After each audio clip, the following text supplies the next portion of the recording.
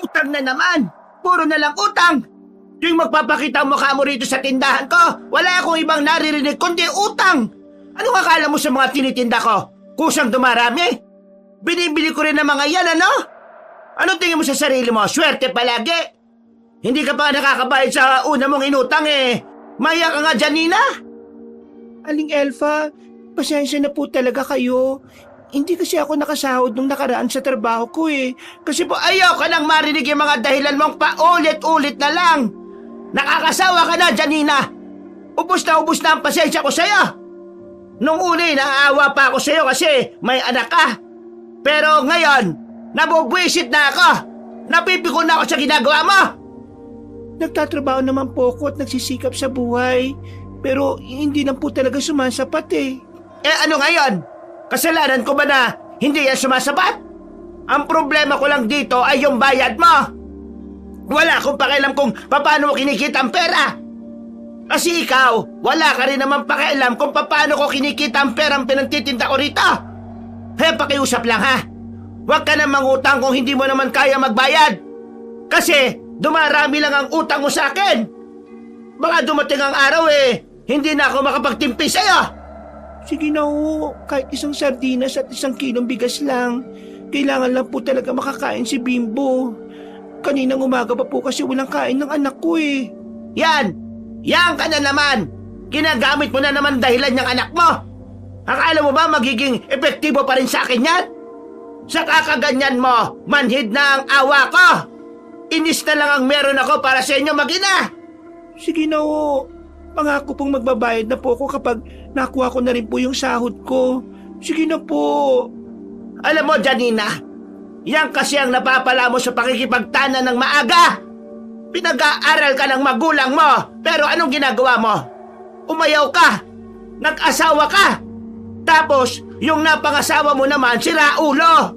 Walang pangarap sa buhay at walang ibang alam kundi ang pagpapapogi lang. Yan ang naranasan mo. Refleksyon niya ng mga maling desisyon nyo. Dinadamay mo pa yung bata sa kahirapan ng buhay nyo. Kung hindi ka lang sana nagpabuntis nung 14 anyos ka, di sana nag-aaral ka nun at may magandang trabaho ka ngayon. Kayo talaga mga kabataan ngayon, ha? Hindi nag-isip. Puro na nakalandian. Aling Elfa naman, huwag niyo naman po akong sermonan dito. Ang dami po nakakarinig, napapahiya po ako. Ano naman kung marinig nila ang mga ginawa mo sa buhay mo? May mababago ba? Wala! At pasalamat ka pa nga, may nagsesermon sa'yo. Kasi kung wala ko, hindi mo maaalala ang mga pagkakamali mo, Janina. Dumaan din ako sa hirap, ano? Kung anong nakikita mo ngayon, lahat yung pinaghirapan ko. Alam mo kung bakit mabilis akong umangat kumpara sa dati kong buhay? Kasi hindi ko inugaling mangutang. Kasi ang utang, ilulubog ka niyan. Ang utang ay para lang sa mga taong tamad lang maglabas ng pera. Pero kaya nilang magbayad. Ang utang ay hindi para sa mga kagaya mong hirap sa buhay. Ang utang ay demonyo. Hanggat may nalalapitan ka, uutang at uutang ka. Kahit makapagbayad ka, madadagdagan ulit. Lahat ng pinaghihirapan mo, sa utang lang mapupunta. Kaya ikaw ha, alam mong hirap ka sa buhay. Huwag kang umasa sa utang. Palagi mong iisipin na mas mahirap mamuhay kapag lagi kang may iniisip na atraso sa ibang tao. Ay nako, Janina. Kaibigan ko mga magulang mo nung nasa San Mateo pa kami. Kilala ko sila. Hindi ka nila tatanggapin kahit na bumalik ka pa. Kaya ikaw, magsikap ka sa buhay mo. Humanap ka ng mas matinong trabaho para mabuhay kayo ng anak mo. Dahil ikaw na lang ang natitirang pag-asa ninyong dalawa. Hindi na maiwasan ni Janina na mapaiyak. Hindi dahil nasasaktan siya dahil sinisigawan siya ng matandang babae, kundi dahil sa mga sinasabi ni Aling Elfa. Mas lalo niyang napagtanto na marami siyang ginawang maling desisyon noon. Nakakaramdam siya ng panghihinayang. Naisip niya kung hindi lang sana siya naniwala sa matatamis na salita ng lalaking kinasama niya, baka nasa maayos ang buhay niya. Baka kasama niya pa ang kanyang mga magulang. Baka hindi na niya kinailangan pang mangutang. Pero ngayon, wala na siyang ibang magawa kundi ang manghinayang at magpatuloy sa mahirap nilang buhay. Hindi siya maaaring tumigil dahil meron ding umaasa sa kanya, ang kanyang anak na si Bimbo. Huwag kang umiyak dyan, ha? Hindi kita sinasaktan. Sinasabihan lang kita. Maraming salamat po sa sinabi ninyo. Sige po, aalis na po ako. Sandali! Bakit po? Kunin mo to. Ibalik mo na lang tong kaldero na malinis. Tira namin yan dito. Marami-rami pa yan, ha? Kainin nyo. Hindi yan utang, bigay yan. Pero ang sabi nyo, Diyos ka naman, ang dami pang sinasabi. Kunin mo na at maghapunan na kayo ng anak mo. maraming salamat po. Malaking tulong na po ito sa amin. Ay nako, bumigay na naman ako. Naglakad na lamang si Janina dala ang kaldero ng kanin na may lamang ulam na nakaplastik. May karamihan ng pagkain na yon kaya nakakasigurado ang babae na masusulit ni Bimbo ang hapunan. Pagkarating niya roon, naabutan niya ang anak na nakatulala sa malayo. Parang malalim ang iniisip nito. Pero batid niyang kapag ganon ang bata, tiyak na nagugutom na talaga ito. Anak! Anak! Masayang pagkakatawag niya sa bata. Bumakas agad ng kaligayahan sa mata ng batang si Bimbo nang makitang may bitbit ang kanyang ina. Lumapit ang bata at yumakap sa hita ni Janina. Mama, ano pong dala nyo? Anak, bigay ito ni Aling Elfa. Pagkain, anak. Di ba sabi nyo, laging galit si Aling Elfa sa inyo? Bakit niya po kayo binigyan ng pagkain? Anak, lagi siyang galit pero hindi naman ibig sabihin nun masama siyang tao. Kaya nga ito, binigyan niya tayo na makakain. Tara na, anak.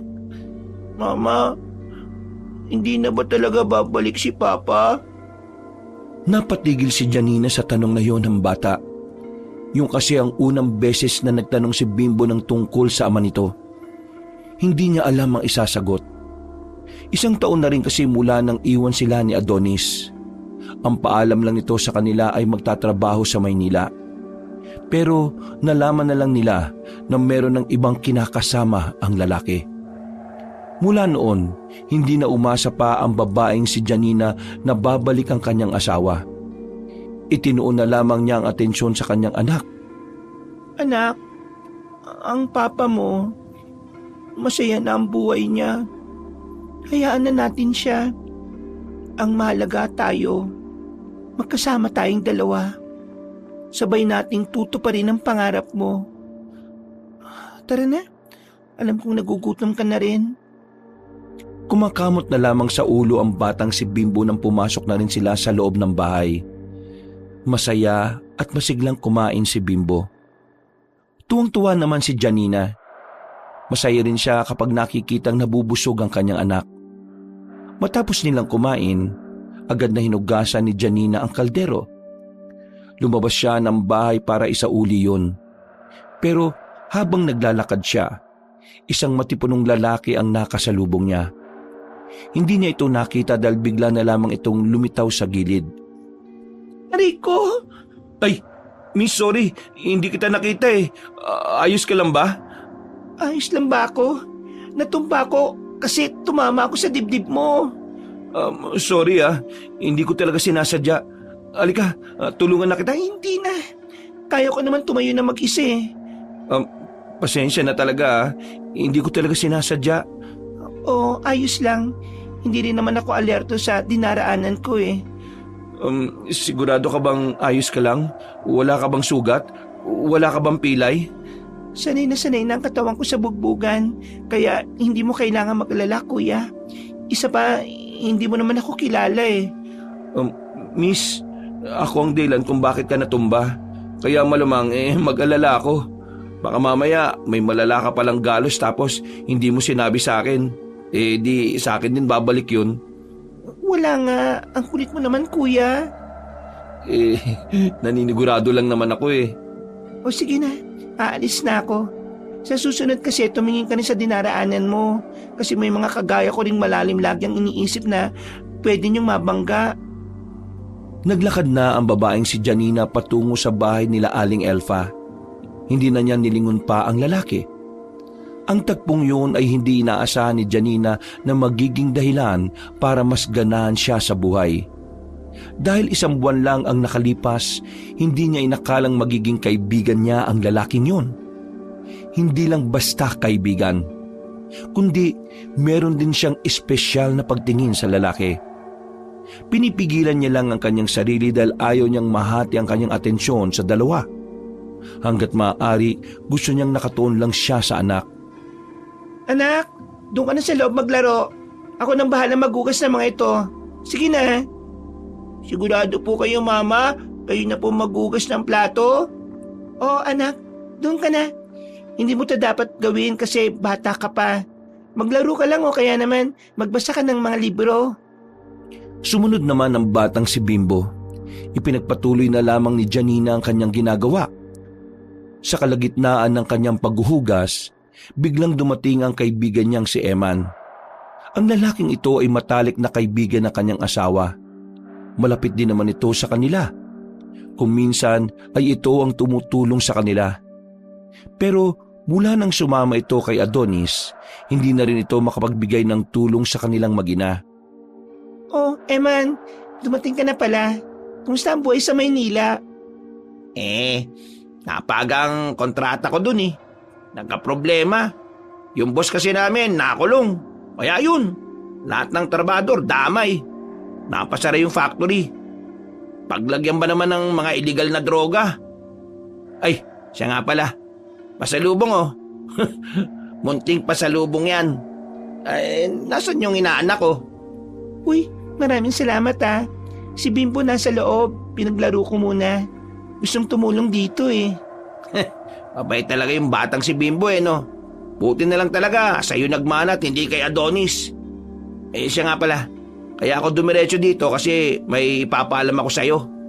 Ano yun? Dahil napaga natapos yung kontrata namin, si Adonis, uuwi na yun dito. Ha? Bakit siya uuwi rito? Akala ko ba may iba na siyang kinakasama ron? Nung malaman nung bago niya na nanganganib yung trabaho namin, ayun, iniwan na siya. Kaya ngayon, ang sabi niya sa akin, uuwi na rin siya rito. Nauna na lang ako ngayon pero tingin ko, mamayang gabi nandito na yon.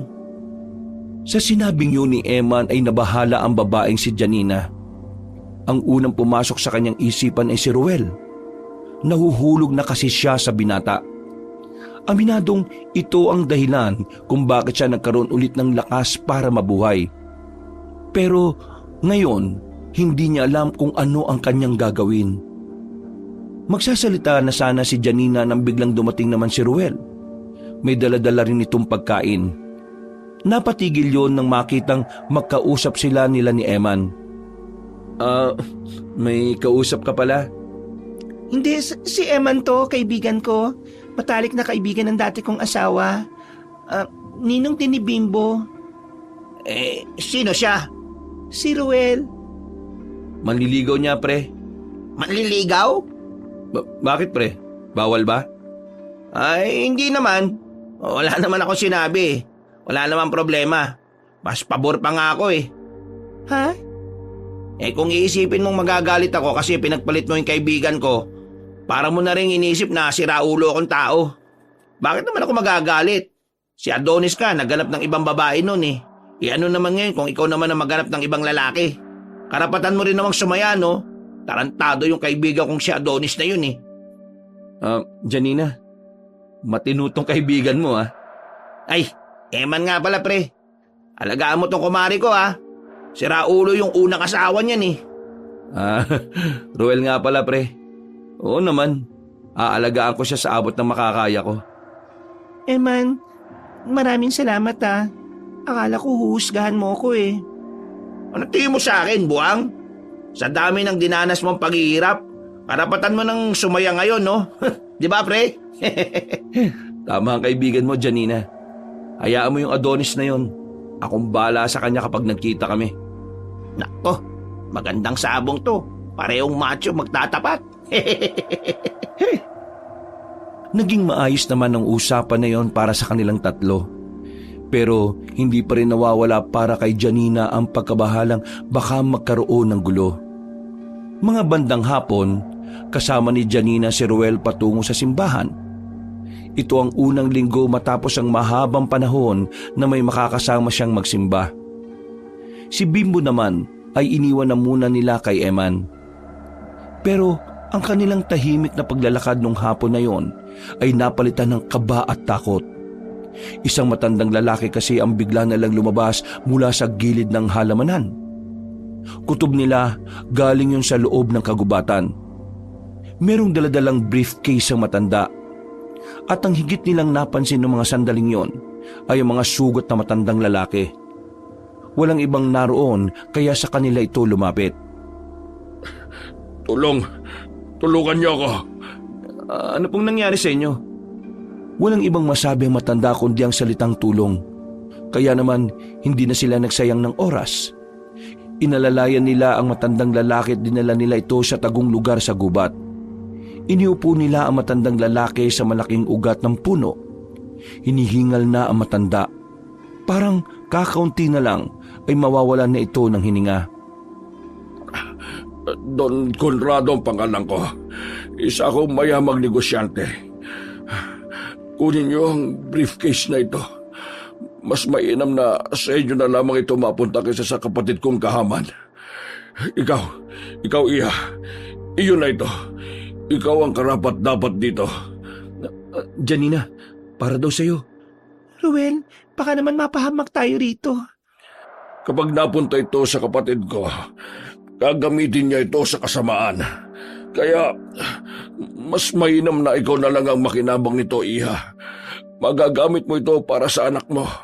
Sige na. Ano po kasing nangyari sa inyo? Ang hirap po kasing tumanggap ng ganyan kung hindi naman namin alam kung anong nangyayari. Nalaman nilang may sakit ako. Malapit na akong mawala sa mundo kaya yung kapatid ko. Gustong-gusto na lang akong patayin agad para makuha agad ang yaman ko.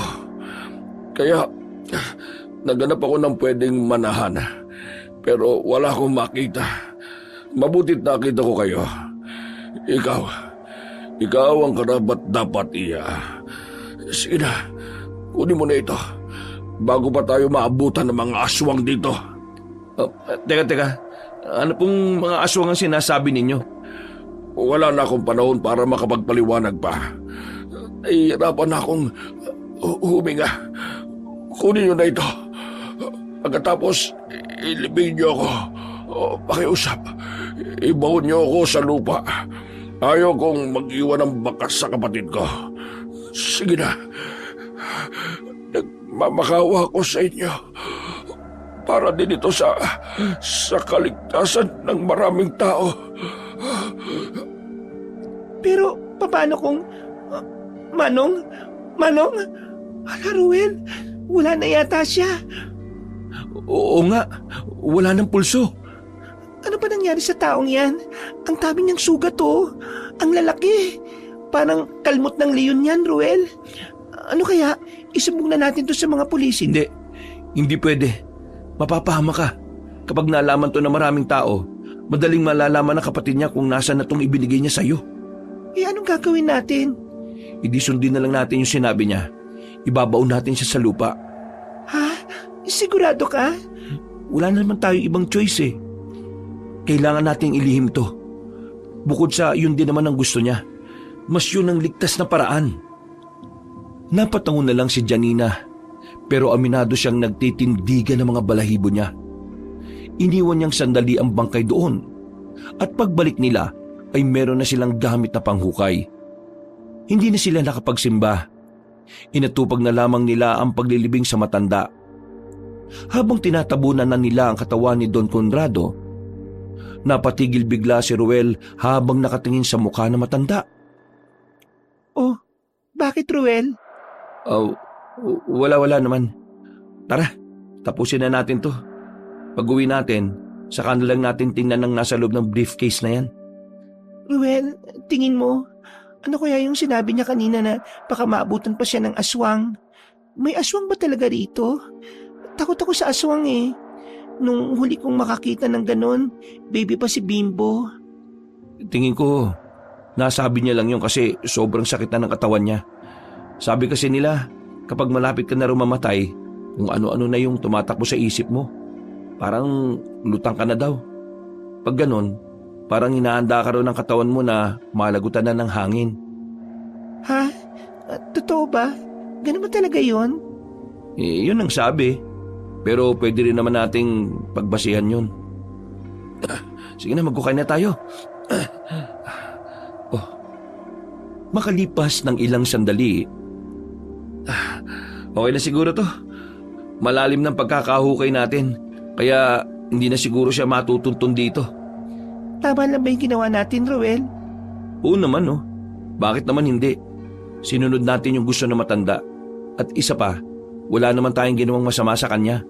Tinulungan pa nga natin siya eh. Pero sadyang yun na lang talaga yung oras niya. Janina, kalma lang. Wala namang nakakita eh. Isa pa, kahit may makakita, alam ng Diyos na wala tayong ginawa sa matanda na hindi maganda. Tumangutangon na lamang ang babae. Makalipas ang ilang minuto, umalis na rin sila doon. Madilim na ang paligid na makabalik na sila sa bahay ni Janina. Lihim nilang naiuwi ang briefcase. Buti na lang din, wala pa si Eman at Bimbo sa bahay. Tiningnan nila ang laman ng briefcase. Nagulat sila nang makitang puro diamante ang mga yon. May kasama rin pera. Meron din mga papeles. At nang basahin nila ang mga nakalagay, mga titulo ng lupa. Nanlalaki ang mga mata ng dalawa. Hindi nila inakala na ganun kalaking yaman ang hawak-hawak nila. Sa kaba na baka merong makakita, inutusan siya ni Ruel na itago na muna yon sa mas ligtas na lugar. Maya-maya lang, natigil ang kanilang pag-uusap nang biglang may dumating na lalaki. Inabutan sila nitong magkayakap. Nang makita ni Janina ang dating asawa na si Adonis, nanlilisik ang mga mata nitong nakatingin sa kanila. Agad itong lumapit sa kanila. Pilit silang pinaghiwalay. Hinila ni Adonis si Janina palayo kay Ruel. At si Ruel naman, nakatanggap ng sunod-sunod na suntok. Hindi pa nakontento si Adonis. Kumuha ito ng 2x2 sa gilid at ipinalo. Buti na lamang ay nakailag agad ang lalaking si Ruel. Ano ba, Adonis? Tama na yan! Kaya pala hindi mo na ako hinahanap kasi meron ka ng pinalit, ha? Ang kapal ng mukha mo magsalita na parang ikaw yung unang naghanap ng iba, di ba? Lumapit naman si Ruel at sinuntok nito si Adonis. Tinamaan ni Ruel ang lalaki sa mata kaya agad itong napaatras. Hindi nagsayang ng pagkakataon si Ruel. Siya naman ang nagpakawala ng maraming suntok sa mukha ng kalaban. Dahil sa ginawa nito, natumba at nahirapang makabangon si Adonis. Umibabaw si Ruel. Pinagsususuntok nito ang siraulong lalaki. Hindi pa ito sana maaawat kung hindi lamang dumating si Eman. Gagi! Nang magkahiwalay ang dalawa, pumagitna na si Eman habang ang batang si Bimbo naman ay iyak ng iyak sa may gilid. Malandi kang babae ka! Nagtrabaho ko sa Maynila para sa atin pero itong sinukli mo? Tumigil ka nga! Akala mo ba hindi ko alam na nagkaroon ka ng bagong kinakasama mo ron? Akala mo ba hindi ko alam kung ano-ano kawalang hiyaan na lang ang ginagawa mo habang nasa malayo ka? 1 taon kang nawala, Adonis! 1 taon! Tapos ngayon, bumalik ka na parang ako pa ang may kasalanan kung bakit nahulog ako sa iba. Malay ko ba kung may bala ka pang bumalik? Malay ko ba kung ako pa din ang mahal mo kasi naghanap ka ng iba? Bakit ka bumalik? Kasi wala ka ng kabit? Kasi iniwan ka na? Wala ka na ring trabaho? Kapal na mukha mong magpakita ulit at tumaktong parang wala kang ginawang kalokohan. Eh ano naman, kung naghanap ako ng iba? Normal naman yun, ah. Malayo ako. Wala akong makausap. May pangangailangan ako bilang lalaki na kailangan ko maramdaman. Ano naman masama ron? Naririnig mo ba ang sinasabi mo? O baka sabog ka na naman? Lulong ka na naman yata eh. O ikaw, lalaki, umalis ka rito, ha? Bahay namin to. Bahay ko to! Ako nagbayad ng bahay na to noon at wala kang inambag. Kaya ikaw ang umalis dito. Abat, tinatarantado mo ba ako? Ako ang ama ni Bimbo. Tapos paalisin mo ako rito? Ano ba pinagmamalaki mo, ha? Yang lalaking yan? Bakit? Mas masarap ba yan? Mas marami bang pera yan? Ano? Si Ruel ang nakasama ko noong mga araw na walang-wala ako. Lahat ng pangangailangan ko, binibigay niya kahit na hindi ko naman hinihingi. Higit sa lahat, sa kanya ko naramdaman ang pagmamahal na kahit kailan, hindi ko naramdaman sa'yo. Kaya Adonis, kung meron pang dapat sisihin kung bakit nagkaganito tayo, ikaw yon. Wala nang iba. Kaya ikaw ang umalis dito bago pa ako tumawag ng mga pulis. Pre, hayaan mo na muna. Mainit pa ang mga ulo nyo eh. Palamig na muna. Isa ka ba? Tarantado ka. Ikaw ang nagsabi kay Janina ng lahat, no? Akala ko ba kaibigan kita? Bakit mo ako nilaglag? Pre naman, ilang buwan kang hindi nagpaparamdam sa kanila eh. Tuwing uuwi ako, kada katapusan, nakikita ko silang mag-ina na naghihirap. Umiiyak lagi ang inaanak ko. Lagi nilang tinatanong ko, nasan ka? Tingin mo, hindi ako bibigay? Tingin mo, ililihim ko lahat ng mga kagaguhan mo kahit nakikita ko naghihirap sila rito? Wala ka rin naman palang kwentang kaibigan eh. Ikaw ang walang kwentang kaibigan. Wala ka pang kwentang ama at asawa. Ikaw na nga tong may ginawang kalokohan eh. Ikaw pang may ganang gumanyan. Baka nakakalimutan mo. Ikaw ang unang nagloko rito, pre. Hindi si Janina. Si Janina, hindi yan nagloko. Ginawa niya lahat ng makakaya niya para mabuhay habang ikaw nagpapakasarap ka sa iba. Tapos kayo nakahanap na ng totoong taong magmamahal sa kanya eh. Gaganyan ka. Maliw ka ba? Oo, kaibigan kita, pre. Pero hindi ako yung tipo ng kaibigan na kukonsintihin ka sa kalokohan mo. Hindi tayo pareho. Kung kaya mo maging masama, ako hindi. Dami mong sinasabi. Ang sabihin mo lang, kahit na kailan, hindi ka naman talaga naging totoong kaibigan sa akin. Naging totoo ko sa'yo. Ilang beses kitang sinubukang akayin pabalik sa tama. Pero palagi mo akong tinutulak palayo. Kaya bahala ka sa buhay mo. Wala ka na kaibigan. At parang mukhang wala ka na rin pamilya. Magsama-sama kayong mga wala kayong kwenta. Pagkatapos nyo akong pakinabangan noon, ngayon, iiwan nyo ako? Ha? Pakinabangan? Buwan ka ba, Adonis? Kailan kita pinakinabangan? Ultimo panganganak ko, wala kang naiambag. Kahit man lang sana samahan mo ko noon. Pero wala. Mas pinili mo pa ang mga kaibigan mo sila ulo din. Tama na! Tama na yan! Nakakairita na yung mukha mo. Kahit na palayasin mo ako rito, hindi mo ako pwedeng paalisin. Baka nakakalimutan mo, kasal tayo, Janina. Sa mata ng Diyos, tayong dalawa mag-asawa. At hindi kayong dalawa ng lalaking yan. Wala akong pakialam kung ikinasal tayo. Para sa akin, yun ang pinakatangang desisyon na ginawa ko sa buhay ko. Kaya kung pwede lang, umalis ka na. Alis ako ngayon, pero babalik ako kayo.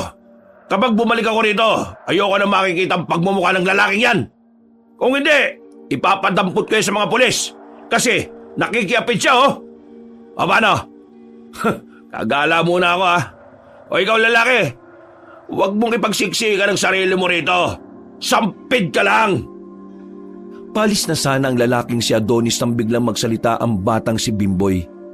Lumapit ito sa ama, tumawak sa hita. Pero hinawi lang yun ni Adonis ng malakas ang kamay ng bata. Huwag mo akong hawakan! Visit ka! Lumabas na lamang ang lalaking si Adonis at padabog pang isinarado ang nabubulok nilang gate. Umiyak na lamang ang batang si Bimbo nang makalapit ito sa kanyang ina. Mama, bakit po galit si Papa? Ayaw na ba niya sa atin? Anak, hindi mo dapat iyakan ng Papa mo. Wala siyang pagpapalaga sa pamilya natin. Hindi siya makakabuti para sa atin. Janina, tingin ko, hindi mo muna dapat sinasabi yan sa bata eh. Hindi niya pa yan kasi maintindihan. Baka lang mag-iba ang pagkakaunawa niya. Tama si Eman. Iyan mo na lang muna kung anong nararamdaman ng bata. Normal naman yan eh. Ama niya pa rin yun, kahit na anong mangyari.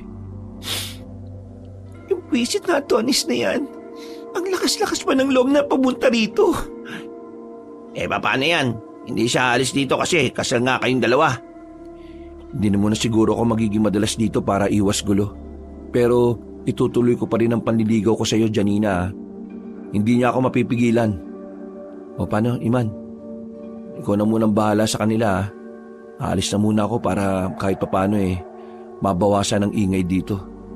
Baka magkagulo na naman Oo, sige pre. Ruel, yung sugat mo sa mukha. Huwag kang mag-alala, ako nang bahala rito. Madali lang naman to Janina, huwag kang magpapapi sa lalaking yan Bimbo, alagaan mo mama mo ha. Ngumiti na lamang ng malapad ang lalaking si Ruel at saka naglakad na rin palabas ng bahay. Kumuhay pa ito sa kanila nang makalabas na rin. Samantala, napapailing na lamang si Janina dahil sa nangyari.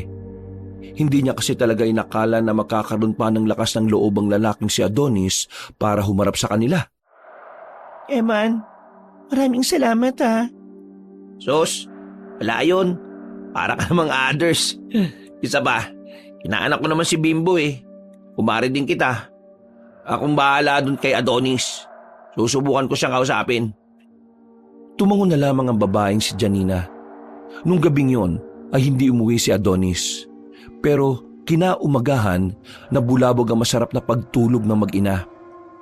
Agad na napabangon ng babaeng si Janina na makarinig siya ng mga kalabog sa kusina. Pagtingin niya sa bakuran nila, naroon si Adonis. Masama ang tingin sa kanya. Nagkalat ang mga kaldero sa sahig. Bakit ka ba nag-iingay? Bakit wala na namang kanin? Kung walang kanin, malamang walang nagsaing. Ano ba klaseng tanong yan? Ilusubo ka! O bakit? Sasaktan mo ako? Sige, subukan mo. Ha! Matapang ka na ngayon Ayusin mo lang, Adonis.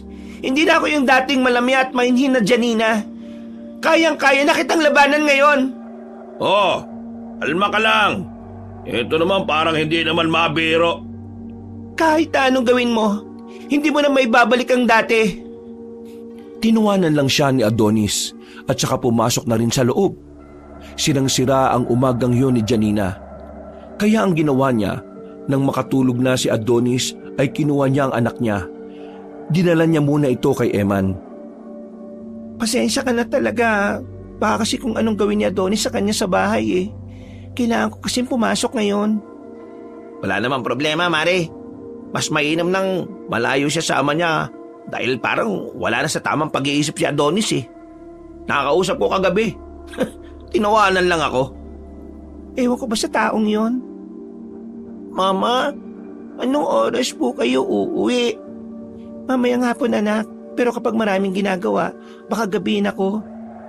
Mama, pasalubong Oo naman, pero magpapakabait ka muna kay ninong mo Opo mama, hindi po ako magpapasaway. Ngumiti na ang babaeng si Janina sa kanyang anak at nagsimula na ring maglakad. Kailangan na kasi niyang pumasok. Tindera siya sa isang maliit na pamilihan sa bayan. Medyo may kalayuan yun sa kanila. Tapos maliit pa ang sahod. Pinagtsatsaga na lamang ni Janina yon dahil hirap din naman kasi siyang makahanap ng ibang trabaho. Hindi rin kasi siya nakapagtapos ng pag-aaral. Maghapong naging abala ang babae. Pagkatapos ng trabaho, hindi naman sila nasahuran. Ang daming dahilan ng kanilang boss. Kada araw sinasabing nawawala ng pera kaya sa susunod na linggo na lang sila sasahod. Hindi naman sila nakaalma dahil palagi silang tinatakot na hindi ibibigay ang kanilang pinagpaguran. Kaya naman lugmok na umuwi ang babae. Habang naglalakad siya, bigla niyang naisip ang briefcase. Batid niyang makakatulong talaga sa pamilya niya ang laman na meron doon. Pero wala siyang lakas ng loob. Alam niya sanang gamitin yon. Hindi naman kasi niya tinuring na sa kanya yon kahit na pinamana pa ito sa kanya ng namayapang matanda. Nagmamadali siyang makabalik sa kanila. Pero dumating siya roon at inabutan ng hindi inaasahang senaryo. Nakita niya si Adonis na nasa lamesa. Akmang bubuksan na nito ang briefcase. Dali-daling lumapit ang babae at saka itinulak ang kanyang asawa. Pakilamero ka talaga! Bakit mo ako tinulak? Ano bang meron sa briefcase na yan? Wala ka nang pakialam doon! Hoy! Janina! Ako nakakita niya sa silong ng bahay natin. Kaya karapatan kong tingnan lang nasa loob niyan. Akin na! Bigyan mo sa akin! Hindi! Wala akong tiwala sa'yo. Ayaw mong ibigay Teka nga, sige! Subukan mo manakit! Mayayari ka sa akin talaga! Napalingon silang dalawa sa pintuan nang dumating ang lalaking si Ruel. Papansin na naman to. Mukha namang aswang. Kung tunay kang lalaki, igalang mo ang babae. Sira ulo ka pala eh. Alam mo boy, wala akong balak makipagsuntukan ngayon eh.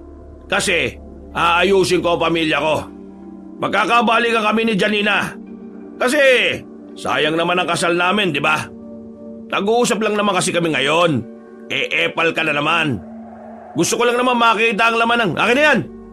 Inatago ko lang yan sa kanya. Naiwan ko kahapon. Ha? Sa'yo yan? Bingi ka ba? O sadyang tanga ka lang? Di sa'yo na. Isaksak mo sa baga mo. Kinuha ni Ruel ang briefcase. Tumingin lang ito at sumenyas kay Janina, pero agad na ring umalis. Nakahinga ng maluwag si Janina. Si Adonis naman ay hindi na rin naman nagkulit pa. Pumasok na lamang ito ng kanilang bahay at saka natulog. Mabilis na lumipas sa mga araw. Hindi pa rin nila ginagalaw ang yaman na nasa briefcase. Nagdadalawang isip pa rin ang babae. Pakiramdam niya kasi hindi yun dapat nasa kanila. Nababahala din siya sa maaaring mangyari sa kanila dahil alam naman niyang hinahanap din yun ng kapatid ng matandang namatay. Gagi, ang laking yaman nito, Mari. Sigurado ba kayo mabuting tao yung matandang yun? Diba sabi nyo, may kapatid nyo na naghahanap din ng yaman na to? Baka naman mapahama kayo nito, ha? Yun na nga iniisip ko eh. Pero hindi ko naman alam kung kanino ko ito ibibigay. Ang sabi kasi niya sa amin bago siya namatay, hindi raw namin to pwedeng ibigay sa kapatid niya. Gagamitin daw kasi ito sa kasamaan. Alam mo ba pre, may weirdong sinabi pa yung matanda. Ang sabi niya, baka raw maabutan pa kami ng mga aswang. Ha? Mga aswang? Oo, mga aswang nga. Pero iniisip ko na lang na baka dala lang yun ang paghihingalo niya. Kaya kung ano-ano na lang ang mga sinasabi. Pero pre, totoo ang mga aswang ha? Kaya posibleng totoo nga yung hinahabol siya ng mga aswang. Ewan ko, ang gulo eh. Basta, itong pera na to, hindi namin alam kung kanino ibibigay. Bakit ba kasi ayaw nyo pang gamitin? Mare, sa'yo naman binigay eh. Hindi ko alam pero masama kasi ang kutob ko dito eh. Parang hindi tama na nasa akin to. Mas hindi rin naman tama na kay Adonis yan. Huminga ng malalim si Janina habang nasa bakuran sila ng bahay ni Eman. Tulog na ang batang si Bimbo sa loob. Habang sila nagiinom ng kaunting alak para magpaantok.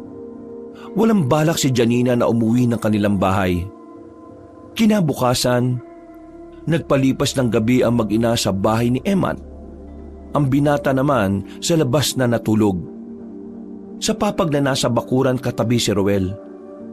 Bumangon ang babae at tumingin siya sa bintana. Sa hindi inaasahang pagkakataon, meron siyang nakitang matandang lalaki na nasa labas. Meron itong tungkod, pero hindi pa naman ito mukhang mahina. Nakaporma ang matanda na parabang isang mayamang don sa mga pelikula. Meron pang sombrerong bilog. Lumapit si Janina. Buong akala kasi niya ay kakilala ito ni Eman. Magandang umaga po. Ano po kailangan nyo? Wala naman. Napadaan lang ako. Naglalakad-lakad kasi ako dahil meron lang akong hinahanap na tao. Hindi po kayo magkakilala ni Eman? Hindi. Wala akong kilala rito at hindi rin naman ako nakatira rito. Kailangan ko lang hanapin ang isang tao. At tingin ko nga ay nahanap ko na rin siya. Ganun po ba? Tiya, mag-iingat ka palagi, ha? Ngumiti ng makahulugan ng matandang lalaki. Naglakad na rin ito palayo at hindi na muli pang lumingon. Sa hindi naman mapaliwanag na dahilan, nakaramdam ng kaba ang babae. Wala namang ginawa sa kanya ang nakausap niya, pero nagtindigan ng kanyang mga balahibo. Sino yung kausap mo? Hindi ko rin kilala eh. May hinahanap raw na tao. Hindi naman sinabi kung sino. Mukhang mayaman yun ah. Kaya nga eh, hindi naman taga rito. Nakibit balikat na lamang sila ng mga sandaling yon. Hindi na lamang pinansin ni Janina ang nangyari. Kahit ang totoo, hindi siya mapalagay. Maya-maya pa, habang nagsisibak ng kahoy ang dalawang binata, napatigil sila sa ginagawa nang marinig nilang may tumawag ng pangalan ni Janina sa labas. Paglabas ng babae, nakita niya si Adonis. Meron itong mga pinamiling pagkain, mga gulay at isda na iluluto pa lamang. Janina, bumili ako ng pagkain, oh. Tara na sa bahay. Sabay-sabay na tayo kumain. Pambira naman. Doon ka nakatira, diyan ka natutulog. Sila na ba asawa mo? Ang kulit mo, Adonis. Sinabi ko sa yung hindi ako uuwi ng bahay kung nandoon ka. Nako, bahala ka nga. Ang hirap ko namang suyuin. Nagbabago na nga yung tao eh. Tingnan mo, oh. Nakahanap kaagad ako ng maayos na trabaho. Ako na gumagawa ng mga gawaing bahay. Tapos, hindi na rin naman na kita sinasaktan. Hindi na rin naman ako nang bababae. Janina, totoong nagbago na ako. Maniwala ka naman sa akin. Sus, sinabi mo na yan sa akin noon pa. Pero wala naman nangyari. Nababae ka pa rin at nananakit ka pa rin. Noon nga yun. Kaya nga nagbabago na eh. Hindi mo ako masisisi kung ganito ako. Na-trauma na ako sa lahat ng ginawa mo dati. Oo na. Alam ko namang mahirap maniwala na nagbabago na ako eh. Kung sa bagay, ilang araw pa lang naman ako nandito. Mahirap talaga magtiwala. O siya. Kung ayaw mo umuwi ng bahay, dadalang ko na lang kayo ng pagkain mamaya pag natapos ko ng lutuin to.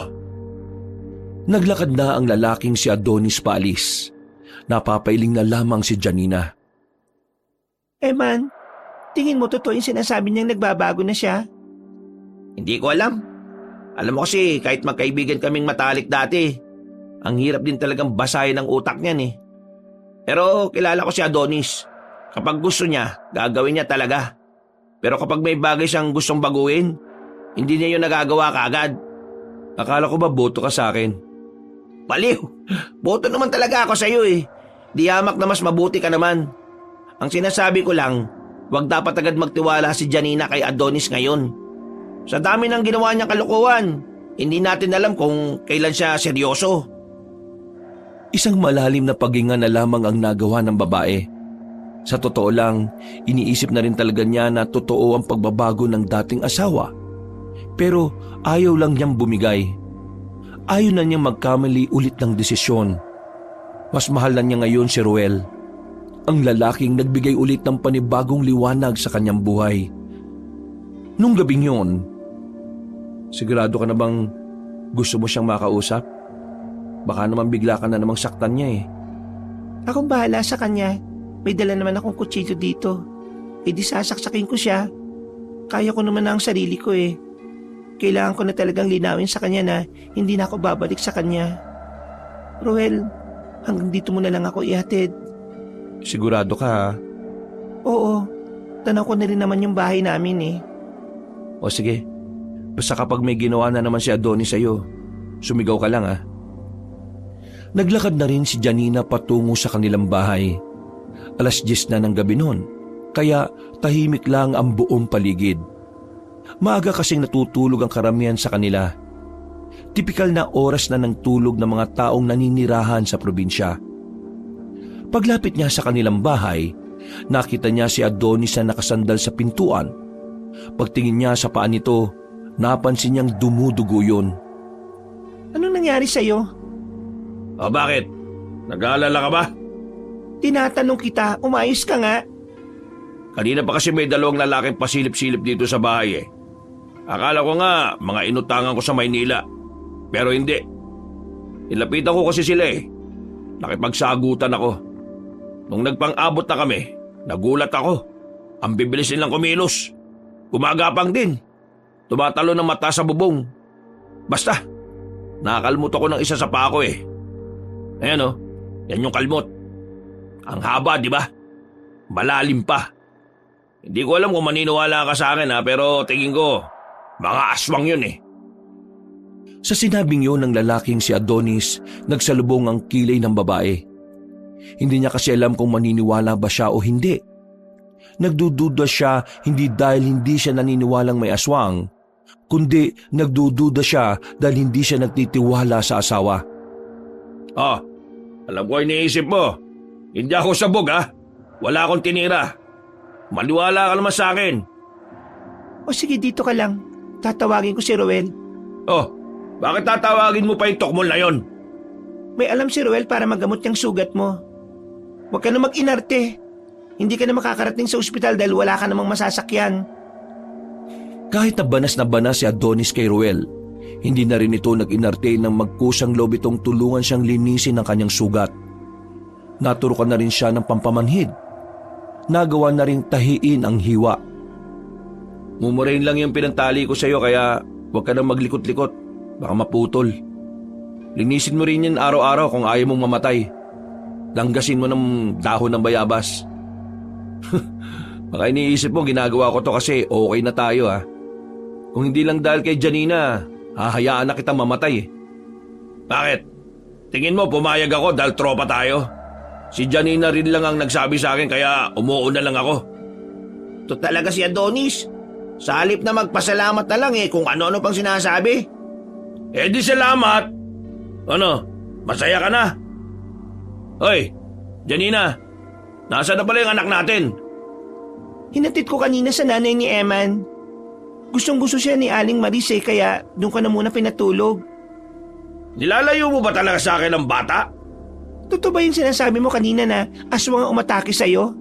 Ang kulit naman talaga nito. Oo nga, aswang nga. Yun ang inala ko.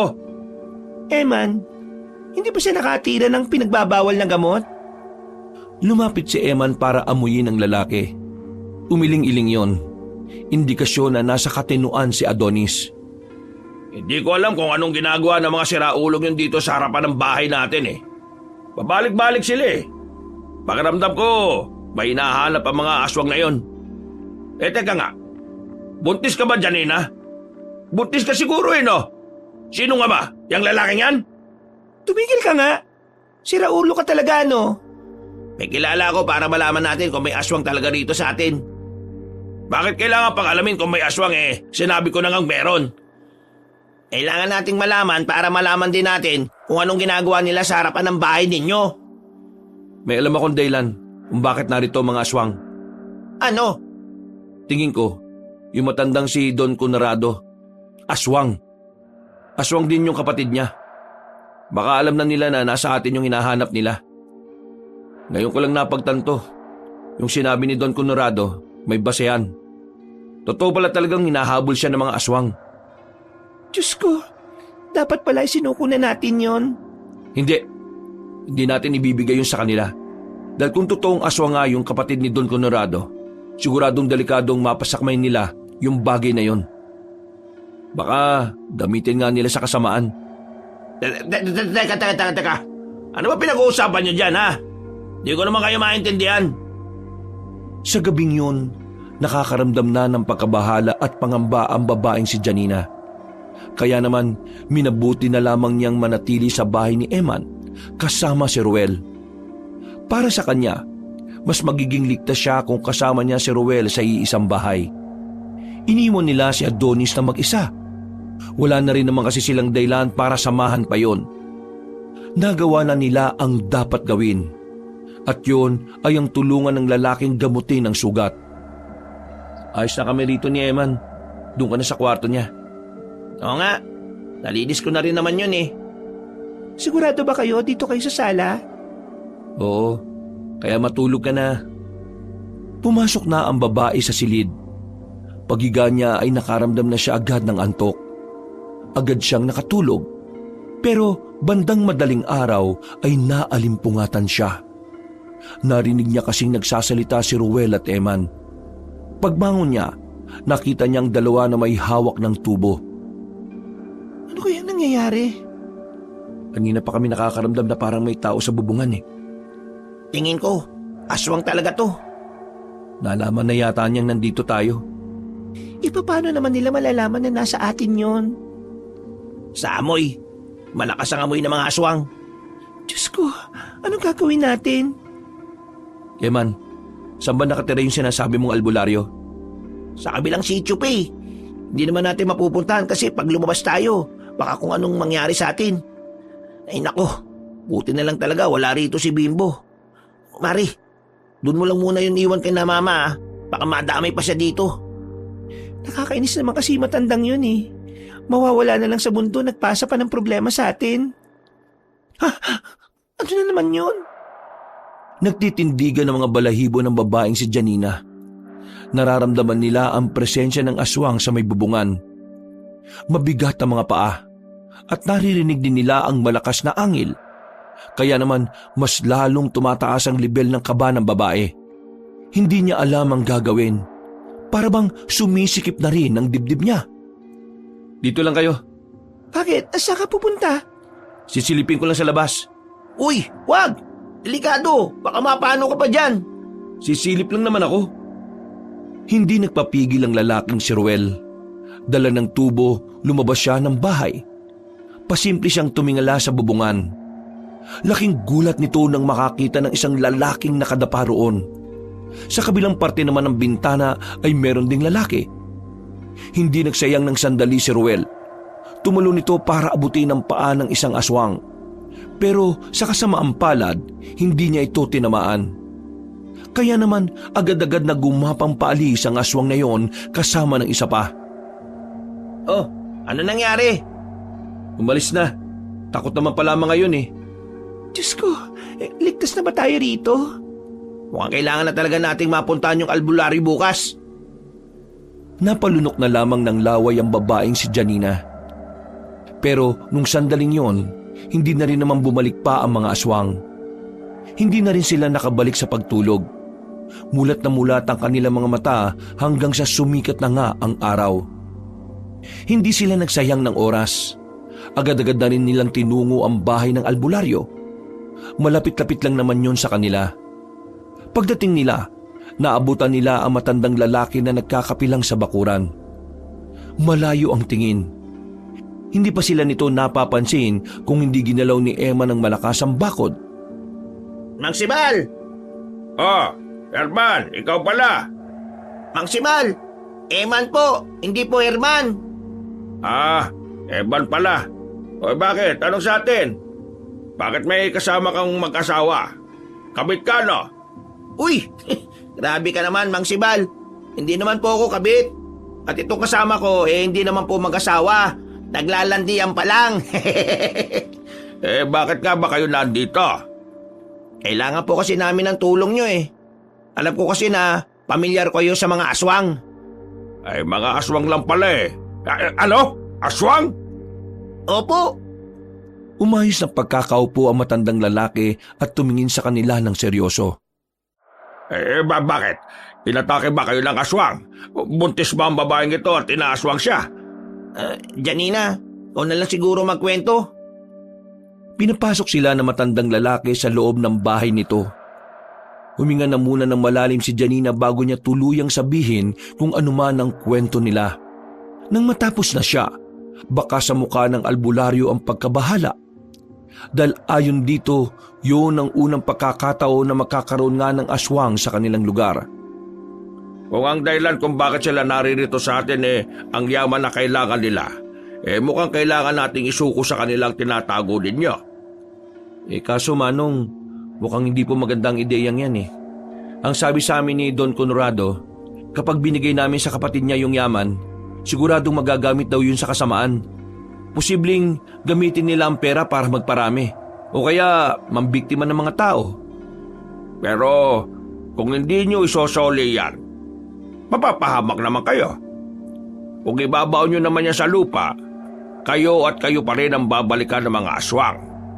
Hindi nyo kilala mga aswang. Kapag meron silang gustong kunin, kailangan nilang makuha. Gagawa at gagawa sila ng paraan para makuha kung anong gusto nila. Ruel, may punto naman si Mang Sibal eh. Kung naibalik nga natin tong yaman, paano kung mangyari nga yung sinasabi ko? Kung gamitin nga nila sa kasamaan, di mas lalong maraming mapapahamak. Hindi po ako sang-ayon sa ideya niyo, Manong. Ayaw kong may mamatay na mga tao ng dahil lang sa desisyon na ginawa namin. Ay sige, kung ayaw ninyo. Ay ang tanging magagawa na lang natin labanan ng mga aswang na yan. Kasi kung hindi kayo papalag, lalamunin lang nila kayo ng buhay. Kung ganun nga, palag-palag na lang talaga. Janina, yung anak mo, mas mainam na wag mo na munang kunin sa nanay nitong si Eman. Mas ligtas siya dun eh.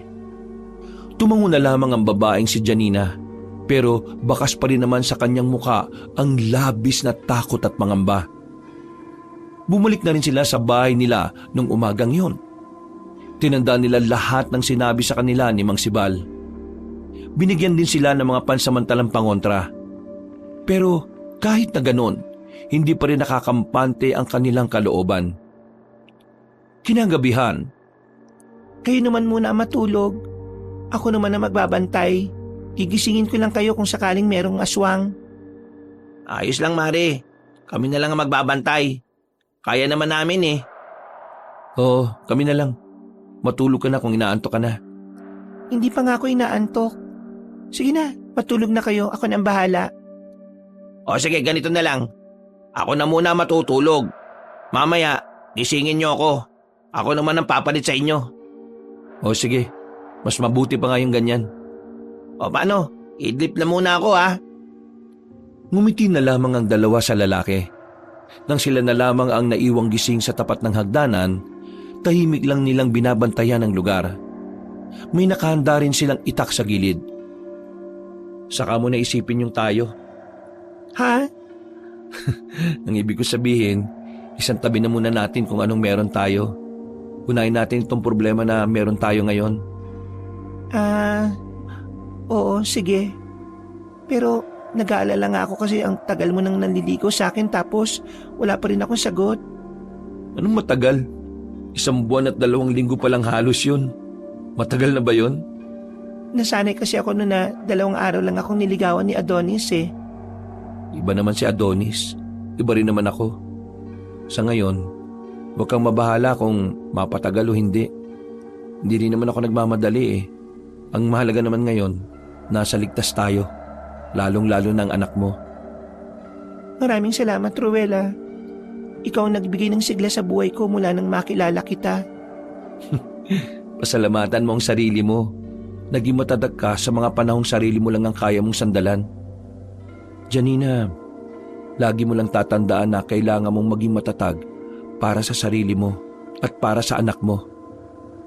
Alam mo, naisip ko lang minsan kahit pala ang hirap ng buhay, mas dumadali kapag nagiging masaya tayo. Kaya nga napansin ko yun nung dumating ka sa buhay ko. Naging masaya rin naman ako nung makilala kita eh. Napangiti na lamang ang dalawa ng mga sandaling yon. Marami pa silang napag-usapan. Hindi na rin nila ginising si Eman dahil nalibang na rin sila sa mga pinag-uusapan nila. Walang aswang na nagparamdam ng mga oras na yon. Hindi nila alam kung dahil ba yon sa mga pangontrang dala nila o baka sadyang nagpahinga ang mga yon. Kinaumagahan, handang-handa na sila para ibaon ang briefcase. Pero bago yon, kinailangang umuwi ni Janina sa kanilang bahay para kumuha ng mga panghukay. Kasama niya si Ruel na magtungo sila roon. Pero nang dumating sila, wala silang dinatnan na tao. Wala si Adonis nung sandaling yon. Oh, wala rito yung kumag Baka pumasok sa trabaho. Uy, tingnan mo to. Nilapitan nilang dalawa ang mga bakas ng paa sa putikan. Malalaki ang mga paa. Hindi yun paa ng pangkaraniwang tao lang. Baka yan ang aswang yan? Oo, parang. At teka, di kaya may masamang nangyari sa asawa mo? Bakit naman siya kukulitin? Di ba dapat ako? Hindi ko rin alam eh. Hindi na lamang nila pinansin ng mga bagay na yon. Agad nilang kinuha ang panghukay sa lupa. Pagkatapos ay agad na rin nilang binalikan ng lalaking si Eman. Matapos silang makapag-almusal, umalis na rin sila at nagtungo sa kagubatan. Agad silang nagukay.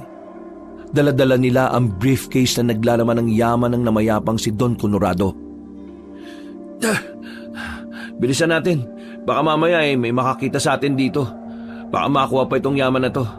Magkakanda loko-loko talaga ang lahat. Sige pre. Sige, Titingnan ko na lang ang paligid kung may tao. Hindi sila nagsayang ng sandali. Agad silang nagukay. Nang lagpas tuhod na ang kanilang nahukay ay sa kanila ibinaon ng briefcase. Dali-dali nila itong tinabunan. Nilagyan din nila yun ng mga bato sa ibabaw para hindi mahalatang hinukay.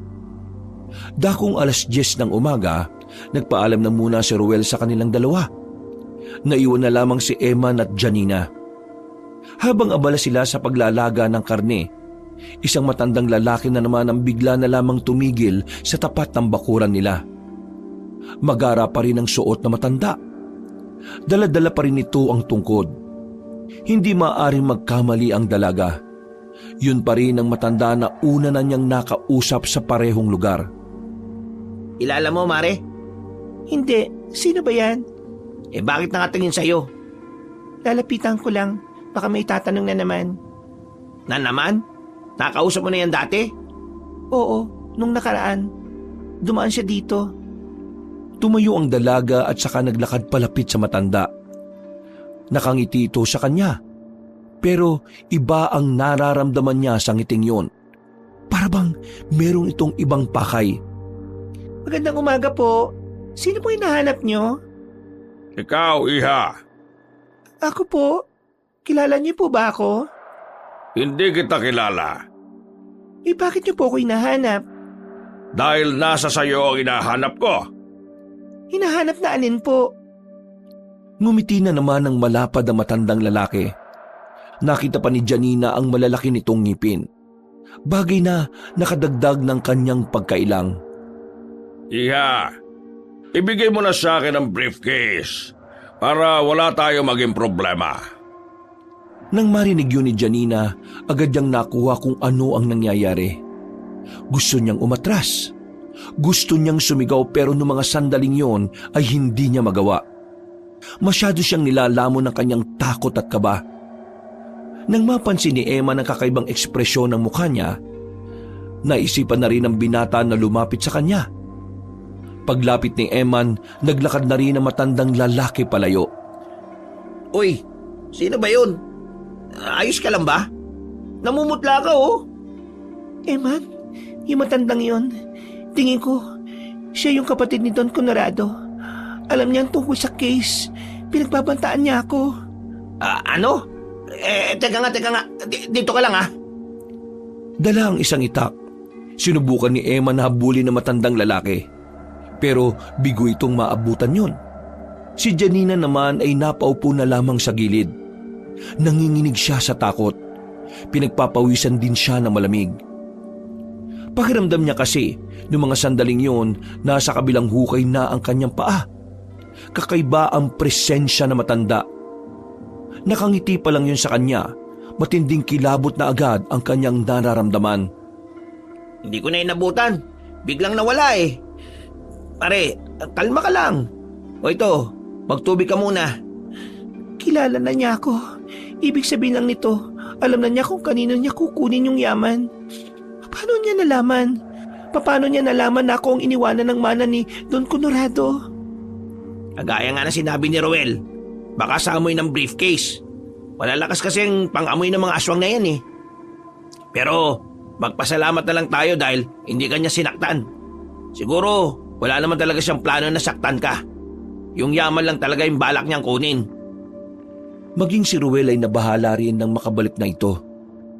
At dahil pakiramdam niya hindi na sila ligtas, minabuti nilang umalis na sa bahay nila Eman. Tumungo sila sa bahay ni Ruel. Malaki ang bahay ni Ruel dahil may kaya ang pamilya nito. Ang kaso nga lang, nakatirik ang bahay nila sa malawak na damuhan. Ang kasunod pang bahay, ilang metro ang layo. Pasensya na kayo sa bahay ko ha. Minsan ko lang din ito mapasyalan kasi nga masyadong nakakabagot dito kapag mag-isa ka lang eh. Kaya pala doon ka sa baryo namin nangungupahan ha? Oo, nakakailang tumira dito eh. Lalo na ngayon, kapag tumira ako dito ng mag-isa, baka hindi naman ako makatulog. Buti na lang kasama ko kayo. Ang laki ng bahay mo. Bigay sa akin to ng mama ko. Ngayon kasi nasa ibang bansa na sila eh. Ako na lang ang hinihintay nila. Nako, paano yan kapag umalis ka na? Maiiwan mo rito si Janina. Napatingin si Ruel kay Janina ng seryoso. Pero bigla na lang itong napangiti at napailing. Kaya ko bang iwan si Janina? Siyempre hindi, no? Isasama ko yan, pati si Bimbo. Ay, kinilig naman ako doon, Mars. Baliw. Pinapatawa ko lang kayo. Alam niyo naman na nasa peligrong kalagayan tayo ngayon. Hindi natin alam kung anong mangyayari sa atin sa mga susunod na araw eh. Kaya habang ligtas tayo, sulitin na natin ang pagtawa natin, di ba?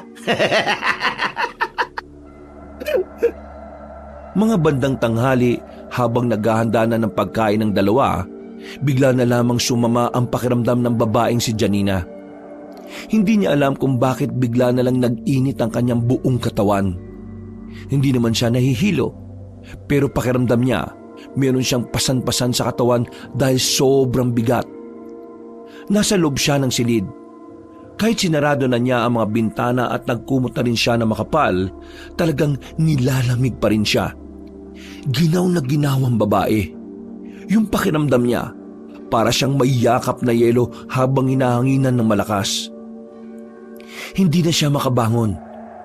Bigla ring nanghina ang kanyang tuhod at mabuti na lang dumating si Eman. Oh, Mars, ano nangyayari? Bakit parang lamig na lamig ka yata? Tirik naman ang araw sa labas. Pare, hindi ko alam. Bigla na lang sumama ang pakiramdam ko eh. Teka, kukuha lang ako ng gamot. Meron ako sa bag. Kahit na pinainom na siya ng gamot, tila mas lalong lumala pa ang lagnat niya. Dahil sa mga sandaling iyon ay nakakaramdam na rin siya ng pagkahilo. At ang mas malala pa, paulit-ulit niyang naririnig ang tinig na matandang lalaki na nakausap niya. Hindi niya alam kung bakit, pero may kutob na siyang may kinalaman doon ng matandang yon. Alam niyang aswang yon, kaya hindi malabo ang matanda ang may kagagawan kung bakit siya biglang nagkasakit. Eman, tingin ko, kailangan natin papuntahin dito si Mang Sibal. Bakit si Mang Sibal? Di ba dapat itakbo na natin siya sa ospital?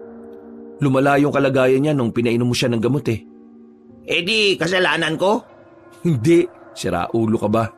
Ang sinasabi ko, kapag binibigyan siya ng gamot, parang pinalalakas lang nito yung sakit niya. Ang kutob ko kasi, yung matandang aswang ang dahilan kung bakit siya nagkakaganito ngayon. Sige na, magmadali ka na. Puntaan mo na si Mang Sibal. Hindi na nagsayang pa ng sandali ang binatang si Eman. Tumakbo na ito palabas ng bahay. Hindi naman kalayuan ang kanilang baryo mula roon. Kaya makalipas lang ang ilang minuto, nakabalik na ang lalaki kasama si Mang Sibal. Mabuti naman at nandito na kayo kaagad. Si Janina kanina pa hindi nagsasalita eh. Kinakausap ko pero walang tugon. Gising siya. Nakatingin lang sa akin. O sige, dalhin niyo ako sa kanya. Agad na nagtungo ang albularyo sa kinaroroonan ng dalaga. Pagtingin nila roon, nakita nilang kulay ubi na ang labi ni Janina. Malimig na rin ang palad. Ayon sa matandang albularyo, madali lang daw gamutin yon. Kaya naman, napanatag na rin ang kalooban ni Ruel at Eman. Kailangan niyo akong tulungan. Lahat ng sasabihin ko, ihanda din niyo. Hindi to pwede kumabot ng 6:00 ng gabi. Mas malakas ang kapangyarihan ng aswang na yon kapag kakagat pa lang ang dilim sa paligid. Inilatag ni Mang Sibal ang lahat ng mga hakbang. Nakinig naman ng dalawa. Agad nilang sinunod na matanda at maya-maya lang nagsimula na rin ang albularyo sa ginagawa nito. Maraming hinahampas na halaman si Mang Sibal sa mukha ni Janina. Nung una, akala ng dalawang binata ay pinagtitripan ni Mang Sibal ang babae. Pero maya-maya lang, nakita na lamang nilang unti-unting nawawala ang pangingitim ng labi ni Janina. Bumaba na rin ang lagnat nito at maya-maya lang nagkaroon na rin ng malay ang babae. Iha, sabihin mo nga sa akin, anong mga nakita mo habang wala kang malay? Madilim. Isang paligid na maraming punong kahoy na lagas na ang mga dahon. Tapos, meron ako nakitang matandang lalaki. Yung matandang aswang na nakausap ko. Nakita ko siya. Sinasabi niya sa akin na ibigay ko ang yaman. At kung hindi, marami ang mapapahamak. Hanggang panaginip. Nanggugulo pala yung aswang na yun ah. Pero, Hindi natin pwedeng ibigay. Kasi kahit ibigay naman natin, manggugulo pa rin naman sila eh. Mukhang isang gulo ang uusbong. Kailangan natin pagandaan yon. Pero, paano? Ano naman ang magagawa natin laban sa kanila? Mano-mano, patayan kung patayan. Paano kung marami sila? Yun ang problema natin. Kaya ang una kong ipapayo, kung hindi nyo ibibigay ang gusto ng mga aswang, kayo ang umiwas. Kayo ang umalis. Lisanin nyo ang probinsyang ito. Nakatinginan ng dalawang binata. Napagtanto nila na yun nga lang talaga ang pinakamagandang paraan para maiwasan ang banta ng mga aswang. Kaya naman, noong bandang gabi at naging maayos na rin ang kalagayan ng babaeng si Janina, wala na silang sinayang na sandali. Lumarga na sila para puntahan ang anak ni Janina na si Bimbo. Habang nasa kalagitnaan sila ng biyahe gamit ang tricycle ni Mang Sibal, hindi maiwasan ni Janina na hindi kabahan. Nakakadagdag pa ng kanyang takot ang kakaibang lamig na meron ng paligid. Tahimik lamang nilang tinatahak ang daan, pero habang nasa kasagsagan sila, bigla naman pumutok ang gulong ng kanilang sinasakyan. Wala silang nagawa kundi ang mapatigil na lamang sa gilid. Ay nako, nakakainis naman talaga tong si Roger Kung kailan saka pa naputokan ng gulong. May pangalan pa talaga tong tricycle nyo Roger Oo naman. Yung tabo ko nga sa bahay, pangalan nun Cecil Paano yan? Hindi na ba natin mapapaandar yan? Putok na nga ang gulong. Dito pa talaga tayo naputokan ng gulong. Nakakatakot naman dito. Huwag ka mag-alala, iha. May dala naman akong langis ng lana. Malalaman ko kagad kung may aswang sa paligid o wala. Lana ang pangalan ng langis ninyo? Ibig kong sabihin, lana ang tawag sa langis na nakakaramdam ng presensya ng mga aswang. Pwede po pala yung ganon? Ay, oo naman. Basta, marami pang mga gamit sa pang-albularyo ang medyo weirdo kong pakinggan. O paano? Maglakad na lang tayo papuntang terminal. Paano po itong tricycle ninyo? Iiwan na lang siguro muna natin. Babalikan ko na lang kapag naihatid ko na kayo. Sure, kung walang kukuha niyan dito. Sino naman kukuha niyan? Bulok na yan. Tila nagkaroon sila ng bagong pag-asa nang biglang may paparating ng truck. Malayo pa man ito ay agad na nila itong pinapara. Pakaway-kaway sila. Naging epektibo naman ito nang tigilan sila ng driver. Pwede ba kami makisabay kahit nasa likod lang? Papunta lang kami sa terminal. Mag-aabot na lang kami ng kahit na magkano kung pwede. Nakatinginan ng driver at pahinante. Tumangon na lamang ang mga yon bilang tugon. Hindi naman sila nag-atubili pang umakyat. Buti na lang talaga hulog ng langit tong truck na ito. Mama, makakarating po ba tayo kapag ito po yung sinakyan natin?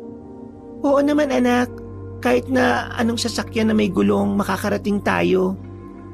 Huwag ka mag-alala, Bimbo. Wala namang masamang mangyayari sa atin Nandito kami para tulungan kayo mag-ina. Nagpapalakas na naman to Tinapik na lamang ni Ruel si Eman sa balikat. Sa mga sumunod pang sandali, nanahimik na muna sila.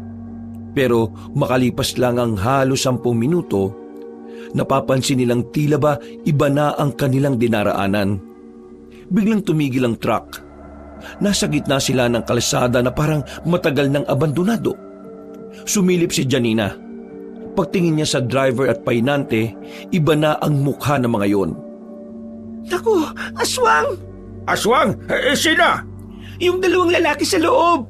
Imposible! Bakit hindi kumulo yung langis ko? Agad-agad silang nagsibabaan sa truck. Kinikilabutan ng malala ang babaeng si Janina. Kung ano-ano na kagad ang kanyang naramdaman at naiisip. Magsibal, akala ko ba langis ng lana yan na makakapag-detect ng mga aswang? Nako, maling langis pala itong nadala ko. Langis pala to sa sakit ng tuhod. Lintik na yan Ay nako, pambira naman talaga kayo Mang Sibal Nang makababa na sila, nakalabas na rin ang dalawang aswang sa truck. Dahil sa ilaw ng truck, nakita nila ang anyo ng dalawang lalaki. Para itong mga asong nauulol. Nakalabas pa ang mahahaba nilang dila. Tik-tik ang mga lintik! Inilabas agad ni Mang Sibal ang kanyang itak, habang dumudukot naman ng kutsilyo si Ruel. Eman, ikaw nang bahala sa mag-ina. Kami narito sa dalawang ito. Sige pre, walang problema. Nagsimula nang lumapit sa kanila ang dalawa. Aminadong ang lalaking si Ruel na kinakabahan din siya. Pero dahil naroon si Janina, lumalakas din ang kanyang loob. Mga ilang sandali lang, nagsimula nang makalapit sa kanila ang dalawang aswang. Nang makabuelo ang mga yon, ay dali-dali itong lumusob. Hindi nagpatinang ang dalawa, lalong-lalo na ang matandang si Mang Sibal. Wala man lang itong nararamdaman na kahit na anong takot. Kaya ang dalawang aswang nagkaroon ng pagkailang na lumapit. Anong akala niya? Mga simpleng tao lang kami? Hindi, mga loko! Pinagtatataga ni Mang Sibal ang mga aswang, habang si Ruel naman ay nagawa niya ring patamaan ng saksak ang isa sa mga yon. Tinatakpan na lamang ni Janina ang mata ng kanyang anak. Mang Sibal, ang galing niyo namang makipaglaban. Sakto lang. Sus, pahambol ka pa ha? Hindi na lumapit sa kanila ang dalawang aswang, kaya ang ginawa nilang dalawa ay sila na mismo ang lumusob sa mga yon. Muli nila yung tinamaan. Bumulagta agad ang isa sa kanila, habang ang isa naman ay magtatangkapasahan ng tumakas. Pero ipinukul ni Ruel ang hawak-hawak niyang kutsilyo. Tinamaan ng lalaki sa ulo, kaya agad na rin itong tumumba. Nilapitan nila yon para siguraduhing patay na nga ang dalawa. Nakahinga sila ng maluwag nang mapagtantong nalagutan na ng hininga ang mga yon. Wala na tong dalawa. Mabuti naman at hindi naman pala sila mababangis. Kung ganun magagamit natin tong truck patungong terminal. Ayos! Sa wakas makakarating na tayo ron. Marunong ka ba magmaneho? Ako? Ay, hindi ikaw, Eman. Nakto! Pampirang buhay naman talaga to. Walang marunong magmaneho sa atin dito. Tricycle lang ang kaya ko Napakamot na lamang sila ng ulo ng mga sandaling yon. Buong akala kasi nila ay sinuwerte na sila. Mas lalo pala silang minalas. At dahil wala namang may kaya magpaandar ng sasakyan, balik-lakad na lamang sila. Sabi mo lang kapag masakit na ang paa mo ha. Kakargahin na lang kita. Hindi na po. Kaya ko pa naman po maglakad. Sigurado ka? Mahaba-haba pang lalakarin natin. Opo, sigurado po ako. Dumaan ang halos 1 oras sa paglalakad. Nakaramdam na rin sila ng pagod. Bibihira na lang ang dumaraan na sasakyan nun. Hindi na rin nila pinapara sa takot na baka biglang aswang na naman ang mga nasa loob ng sasakyan. Nagpahinga sila sa gilid. Naupo sila sa mga punong nakatumba. Sa mga pagkakataong ito, bitbit na ni Ruel ang bata habang masarap na ang tulog. Uy, sige na. Magpahinga na muna tayo sandali. Ako na bahala magbantay. Hindi na, Mang Sibal. Hindi naman tayo matutulog dito Halos nasa 10 minuto na rin silang naroon. Pero sa mga sumunod na sandali, dito na nila napagtanto na nasa tiyak na panganib na pala ang kanilang buhay. Ito na nga ba sinasabi ko Hindi ako maaaring magkamali. Aswang yung mga paparating. Iya, tumakas na kayong dalawa ng anak mo. Pero paano kayo? Sige na, kami dalawa na lang dito ni Mang Sibal. Eman, sama mo silang dalawa Sigurado ba kayong kakayanin nyo? Huwag ka na nga magtanong, gawin mo na lang, bilis. Doon na kayo dumaan sa bandang yon. Talian nyo. Kahit nalabag sa kalooban nilang iwan ng dalawa, sinunod na lamang nila ang utos ng mga yon. Pumasok sila sa kabilang parte ng kagubatan. Hindi sila tumigil sa pagtakbo. Kahit na kumakabog ang dibdib ni Janina, pinipilit niyang tumindig para sa kanyang anak. Hindi na niya iniinda ang panlalambot ng kanyang tuhod ng dahil sa takot. Nang makalayo-layo na sila, ay pansamantala silang tumigil para magpahinga. Namumulikat na rin kasi ang paa ni Janina. Ibaba mo muna si Bimbo. Ituwid mo yung mga hita mo, iilutin ko. Sobrang sakit. Buti na lang ay marunong si Emma ng mga ganoong bagay. Kaya naman madali rin namang naging mabuti ang paa ng babae. Ang kaso nga lang, sa kanilang kinalalagyan ay nakaramdam din sila ng parabang meron ding ibang naroroon. Sumiksik sila sa gilid. Tinakpan na ni Janina ang bibig ng batang si Bimbo para hindi ito makagawa ng kahit na anong ingay. Pero sadyang kinakapitan sila ng kamalas-malasan sa mga sandaling yon. Bigla na lamang kasing nautot ang batang si Bimbo. Hindi lamang utot, malakas pa ang tunog. At napakabaho. Dahil doon, tuluyan na ngang nabuko ang kanilang pinagtataguan. Nakita sila ng mga aswang. At noong mga sandaling yun, ay lalo silang kinilabutan nang makita ang matandang aswang. Ang matandang una nang nakausap ni Janina sa harap ng bahay nila Eman. Mabuti naman at hindi mo na ako pinahirapan, Iha. Pakiusap, huwag niyo kaming sasaktan. Sasaktan? Sino nagsabing sasaktan ka namin? Hindi kami mananakit, basta gagawin mo lang ang ipinag-uutos ko. Una, kailangan mong ituro sa akin kung nasaan ang yaman ng kuya ko. Alam kong sa iyo napunta ang kayamanan ng kapatid kong napatay namin. Kaya ikaw, kung ayaw mong may masaktan sa inyo, lalong-lalo na ang anak mo, ibigay mo sa akin ang kailangan ko. Pero hinabilin niya sa akin na kahit na anong mangyari, hindi namin pwedeng ibigay sa inyo ang kayamanan na yon. Gagamitin niyo daw sa kasamaan yon. Gagamitin namin sa kasamaan? Sinabi niya ba talaga yon? Nakakatawa. Hindi ko alam kung ano ba talaga ang dahilan kung bakit masama ang tingin niya sa akin. Pero huwag ka mag-alala, Iha. Wala namang pupuntahan na kasamaan ng kayamanan. Kailangan ko lang talaga yon para simulan ng mga negosyong nasa isip ko. Nililin lang niya lang tayo. Baka balahimik ka! Hindi ka kasali sa usapan. Itikom mo yung bibig mo kung ayaw mong ipalapa kita sa mga kasama ka. Natamemi ang lalaking si Eman. Natatakot din ito sa maaaring gawin sa kanya ng mga aswang. Yeah, kailangan ko na ang sagot mo. Ituturo mo ba sa akin kung nasaan ang yaman o masasaktan ang pinakamamahal mong anak? Mama, nakakatakot naman po sila. Sino ba sila? Bata, gusto mo bang magpakilala pa ako sa'yo? Ako nga pala si Dorobo, ang pinuno ng mga aswang at ang kapatid ng matandang pinanggalingan ng yaman na hawak ninyo. Mama, totoo ba sinasabi ng matanda? Huwag mo siyang pansinin, anak. Mama, natatakot po ko. Baka po saktan niya po tayo. Hindi ko hayaan masaktan ka ng isang ito. Akong bahala sa iyo, anak. Ano ba? Umahaba na ang usapan. Kung hindi ka sasagot ng maayos, papatayin ko na ang anak mong yan. Wag!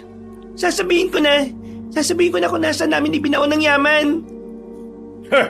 Sasabihin mo rin pala, ang dami mo pang idinaldal. Biglang hinaltak ng mga aswang ang babae. Susunod sana si Eman pero hinarangan ito ng matandang si Dorobo. Hayaan ko kayong makatakas gaya ng sinabi ko kanina. Kaya wag na kayong makialam. Ang kailangan lang namin ay siya. Huwag niyo siyang sasaktan. Nakikiusap ako. Manong, huwag niyo pong saktan nanay ko. Parang awa niyo na po. Siya na lang po ang pamilya ko eh. Nako, dinadaan niyo ako sa iyak. Huwag ka maglala. Hindi naman siya masasaktan kung wala siyang gagawin ay kagagalit ko. Hindi na nakasunod pa si Eman. Dinala na ng mga aswang ang babaeng si Janina. Sa mga pagkakataong ito, pakiramdam ni Janina ay yun na rin ang huling sandali niya sa mundo. Ilang oras din siyang kinakaladkad ng mga yon. Nang makarating na sila sa mismong parte ng gubat kung saan nakabaon ng yaman, biglang humaba ang kuko ng matandang si Dorobo. Itinutok yun sa kanyang leeg at nagbanta. Kapag may ginawa kang hindi maganda, mayayari ka sa akin. Sumunod ka lang. Ituro mo sa amin kung nasaan ang yaman at doon lang matatapos ang usapan natin. Nandito na nga tayo. Kaladkad pa kayo ng kaladkad. Nasaan? Diyan sa ilalim ng mga batong yan. Ano pang hinihintay nyo? Hukayin nyo na yan! Nagmamadali ang mga aswang. Kinalkal nila ang lupa. At makalipas nga lang ng halos 5 minuto, nakita na nila ang isang briefcase. Agad itong kinuha ni Dorobo. Tinapatan ng ilaw. Tila abot hanggang langit ang ngiti nito nang makita ang mga diamante sa loob, pera at mga mahalagang papeles. Sa tagal lang inintay ko, ngayon ko lang malalasap ang tunay na kaginhawaan. Sa wakas, magagawa na natin ang lahat ng binabalak natin. Mas magiging marami na rin tayo. May pera na tayo eh. Ang sabi mo hindi mo gagamitin sa kasamaan yan. At sinong nagsabi na dapat kang maniwala sa isang aswang na kagaya ko?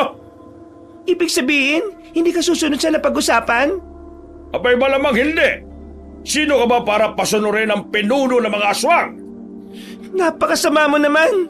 Paano mo kinakaya na gamitin ang perang hindi naman sa'yo? Wala ka ng pakialam.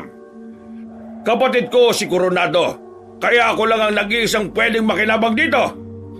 Naibigay ko na sa iyo ang kailangan nyo. Patakasin nyo na ako. Patakasin? Sige. Takas na! Sinamantala ni Janina ang pagkakataon. Mabilis siyang tumakbo. Hindi na niya nilingon pa ang mga aswang. Nang makalabas na siya ng kagubatan, dumiretso na muna siya sa kanilang bahay. Nang dumating siya roon, inabutan niya si Adonis na kalmadong nagluluto ng kung ano. Napatayo ang binata nang makita siyang natataranta. Oh, nasabi ko na nga be. Babalik ka rin sa piling ko eh. Ano? Namimiss mo yakap ko at talik ano? Pwede ba? Manahimik ka na nga sa kakaganyan mo. Yung briefcase, nakuha na ng mga aswang. Ano? Paano nangyari yun? Saan niyo ba nilagay? Hindi ko alam kung nasaan na sila Ruel, si Eman at pati ang anak natin. Kinuha ko ng mga aswang. Sana nasa mabuting kalagayan lang sila. Yan! Katangahan mo kasi. Kakasama mo dyan kay Ruel eh, napapahamak na ang buhay ninyo. Kung sa akin ka na lang kasi sumama, di walang magiging problema. Tingnan mo ko, ang kalmado ng buhay. Hindi ko kailangan ng mga sinasabi mo. Manahimik ka nga muna. Eh bakit ka pa umuwi dito? Malamang bahay ko to. Bakit? Bahay mo ba to? Kumalma ka nga kasi muna. Masyado kang tensyonado eh. Maliw ka ba? Nasa panganib ang buhay natin tapos ako nandito. Sinong hindi matataranta? Palibasa kasi ikaw, wala kang ibang iniisip kundi ang sarili mo, no? Napakawalang kwenta mong asawa at ama. Yan ka na naman, Janine eh. Tigilan mo ako sa kakaganyan mo. Bakit? Hindi ba totoo? Oo nga, totoo nga. Pero huwag mo nang ulit-ulitin. Sinusubukan ko na nga magbago eh. Sus, wala ka ng pag-asa magbago. Ilang beses ka nang binigyan ng chance na magbago pero mas lalo ka lang lumala. Kaya ikaw, wag mo akong paandaran ng mga ganyan mo. Hindi mo na ako mauuto, no? O na. Hindi naman kita mapipilit na maniwala eh. Basta ako, alam ko sa sarili ko na nagbago na ako. O ano, kumain ka na ba? Malapit ko nang maluto tong kamote. Kumain ka mag-isa mo. Paano ko makakakain kung alam kong nasa alanganin ang kalagayan ng anak natin? Pag natapos na tayong kumain, tutulungan kitang hanapin sila. Sa unang pagkakataon, nakasundo ni Janina ang kanyang asawa. Naninibago siya kay Adonis. Hindi kasi ito nagpapakasira ulo ng mga sandaling yon. Nung sinabi niyang magseryoso, naging seryoso nga talaga ang lalaki. Tahimik lang yon habang tinatahak nila ang daan. Hindi man lang siya nito nililingon. Nakatuon lamang ang atensyon sa lugar na kanilang dinaraanan. Totoo ba ito? Ang alin? Itong pinapakita mo? Mukha ba tong panaginip? Hindi ako sanay na mabait ka't matino eh. Eh tingin mo sa akin masamang tao. Pero kung sa bagay, hindi naman kita masisisi kung gano'n ang tingin mo sa akin. Wala rin naman kasi akong ginagawang matino dati eh. Pero salamat kasi tinutulungan mo ako. Tinutulungan kita kasi gusto ko makabawi sa anak natin. Sa iyo kasi malabong makabawi na ako. Pero gagawin ko lang yung makakaya ko para makatulong ako sa inyo. Adonis, pasensya ka na pero wala na talaga eh. Di naman ako umaasa eh. Ano bang labang ko doon kay Ruel? Matino yun. Ako hindi. Ang dami kong kagaguhan na ginawa. Totoo nga yung sinasabi nila no na nasa huli talaga yung pagsisisi. Pero hindi pa huli ang lahat, Adonis. Pwede ka pa naman magpakatino eh. Malay mo, sa pagbabago na ginagawa mo, magkaroon ka ng bagong babae sa buhay mo. Hindi naman ako nagbabago para magkaroon ulit ng makakaama tuwing gabi. Nagbabago ako para pwede akong maikwento ni Bimbo sa ibang bata na yung ama niya, mabuting tao. Ayokong asarin o tuksuhin siya ng mga kalaro niya dahil lang may tatay siyang babaero at walang silbi. Nakakainis kasi yun no? Kung kailan ang dami mong nagawang mali, saka mo pa talaga mapagtatanto yung kahalagaan ng mga tao sa paligid mo. Nagbabago ka na nga talaga. Oh, wag ka munang matuwa. Saka muna ako purihin kapag may nagawa na talaga akong tama para sa anak natin. Pero sa'yo, iisip pa ako ng ibang paraan para makabawi. Hindi na para bumalik ka sa akin kundi para na lang maiparamdam ko sa'yo na mahalaga ka rin sa akin. Sandaling namayani ang katahimikan sa pagitan nila. Tila nagkaroon ng kaunting ilangan. Hindi kasi talaga sanay ang dalaga na nakakausap niya sa ganoong paraan si Adonis. Pero ganun pa man, ipinagpapasalamat na lamang niya na sa mga sandaling yon kakampi niya si Adonis. Hinila na lamang ni Adonis bigla ang babae papunta sa may gilid nang may narinig silang malakas na sigawan ng mga aswang. Tila ba galit na galit. Mga aswang yun pero bakit parang nagwawala sila? Ibinigay ko na nga sa kanila yung yaman na kailangan nila. Huwag mo na silang intindihin. Ang mahalaga ngayon, kailangan nating mahanap ang anak natin. Pero paano natin sila mahanap kung pag-alagala naman sila sa gubat? Kaya kailangan natin mag-ingat. Kasi kung tatanga-tanga tayo, di mamamatay tayo ng maaga. Pero kung ikaw ang kasamang mamamatay, baka masaya akong matitigok. Ay naku, umayos ka nga. Yan ka na naman eh. Pinapatawan lang kita. Masyado kang seryoso Pinakinggan lamang nila ang mga aswang na tila nagngangalit. Halos 5 minuto rin nila yung naririnig. Nang mawala na ang mga ingay, hindi na rin sila nag-atubili pang umalis sa kanilang kinalalagyan. Sa gilid ng kalsada lamang sila naglalakad. Nagawa naman nilang makalagpas doon. Maswerte ding nakita nila sila Eman sa isang lumang terminal ng tricycle na di rin namang kalayuan sa kanilang baryo. Nagtago na muna sila roon. Mama, mabuti naman po't ligtas ka. Niligtas ka po ba ni Papa? Bimbo, anak. Hindi ko niligtas ang mama mo. Umuwi lang siya ng bahay ng ligtas. Janina, ano nangyari? Bakit kasama mo tong si Adonis? Uy, kung maka-Adonis to parang hindi tropa. Nung mabigay ko na yung yaman nila, pinatakas nila ako at nakauwi ako sa atin. Naabutan ko si Adonis sa bahay namin na nandun. Nagkusang loob na siyang samahan ako Hindi ko rin naman kasi kayang lumakad na mag-isa. Natatakot ako sa aswang. Huwag kang mag-alala, Eman. Hindi naman ako sasama sa inyo para magtarantado Sumama ako dito para sa anak namin. Totoo ba yun? O baka nilalagnat ka lang, pre? Totoo na to. Gusto kong bumawi sa anak namin. Sabi ko na nga ba, mabait si Papa O, kita mo yan, pre Kahit sira ulo ka, tingin sa'yo ng anak mo, mabuti kang tao. Kaya sana tuloy-tuloy na yan Sos, hindi mo naman kailangan sabihin niya sa akin, pre. Kaya ko naman magbago mag-isa Sila Roel at Mang Sibal, hindi niyo ba sila nakita? Hindi ko na rin naman sila inanap. Inisip ko na lang tong si Bimbo ano ba kasi ang napag-usapan ninyo? Ang dapat kasi aalis na kami dito sa atin. Pero bigla naman nagkaroon ng ilang beses na aberya kaya wala rin nangyari. Dapat nagsabi kayo sa akin. Pwede naman akong manghiram ng sasakyan sa mga tropa Malay ba naman namin kung sira ulo ka pa rin? Tara, bumalik tayo sa atin. Pupuntahan ko yung tropa. Merong jeep yon. Close jeep siya. Kaya hindi naman tayo agad mapapasok ng mga aswang o sakali. Paano si Roel at si Mang Sibal? Kung sakali mang madaanan natin, hindi sama natin. Pero kung hindi, wala na tayo magagawa. Hindi natin sila pwedeng iwan. Tinulungan din nila kami para makaligtas kami. Janina, isipin mo na lang si Bimbo. Kung hihintayin pa natin sila, nasasayang ang kahit isang segundo na sana nasa ligtas ng kalagayan ng anak natin. Janina, Mars, sa ngayon, sangayon ako kay pare. Si Bimbo kasi ang pinakadiyado sa sitwasyon na to Napatango na lamang ang babaeng si Janina. O sige, ganito na lang pala. Dumito lang muna kayo. Ako na lang ang babalik sa atin para kahit papaano hindi makahalata mga aswang. Nagtataka ako. Di ba nabigay mo na yung yaman? Bakit natatakot pa tayo sa kanila Wala naman na tayong atraso. Kanina nga, narinig namin sila sa gubat.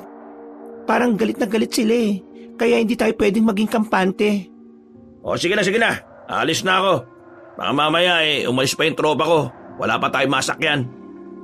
Papa, mag-iingat ka po Ha?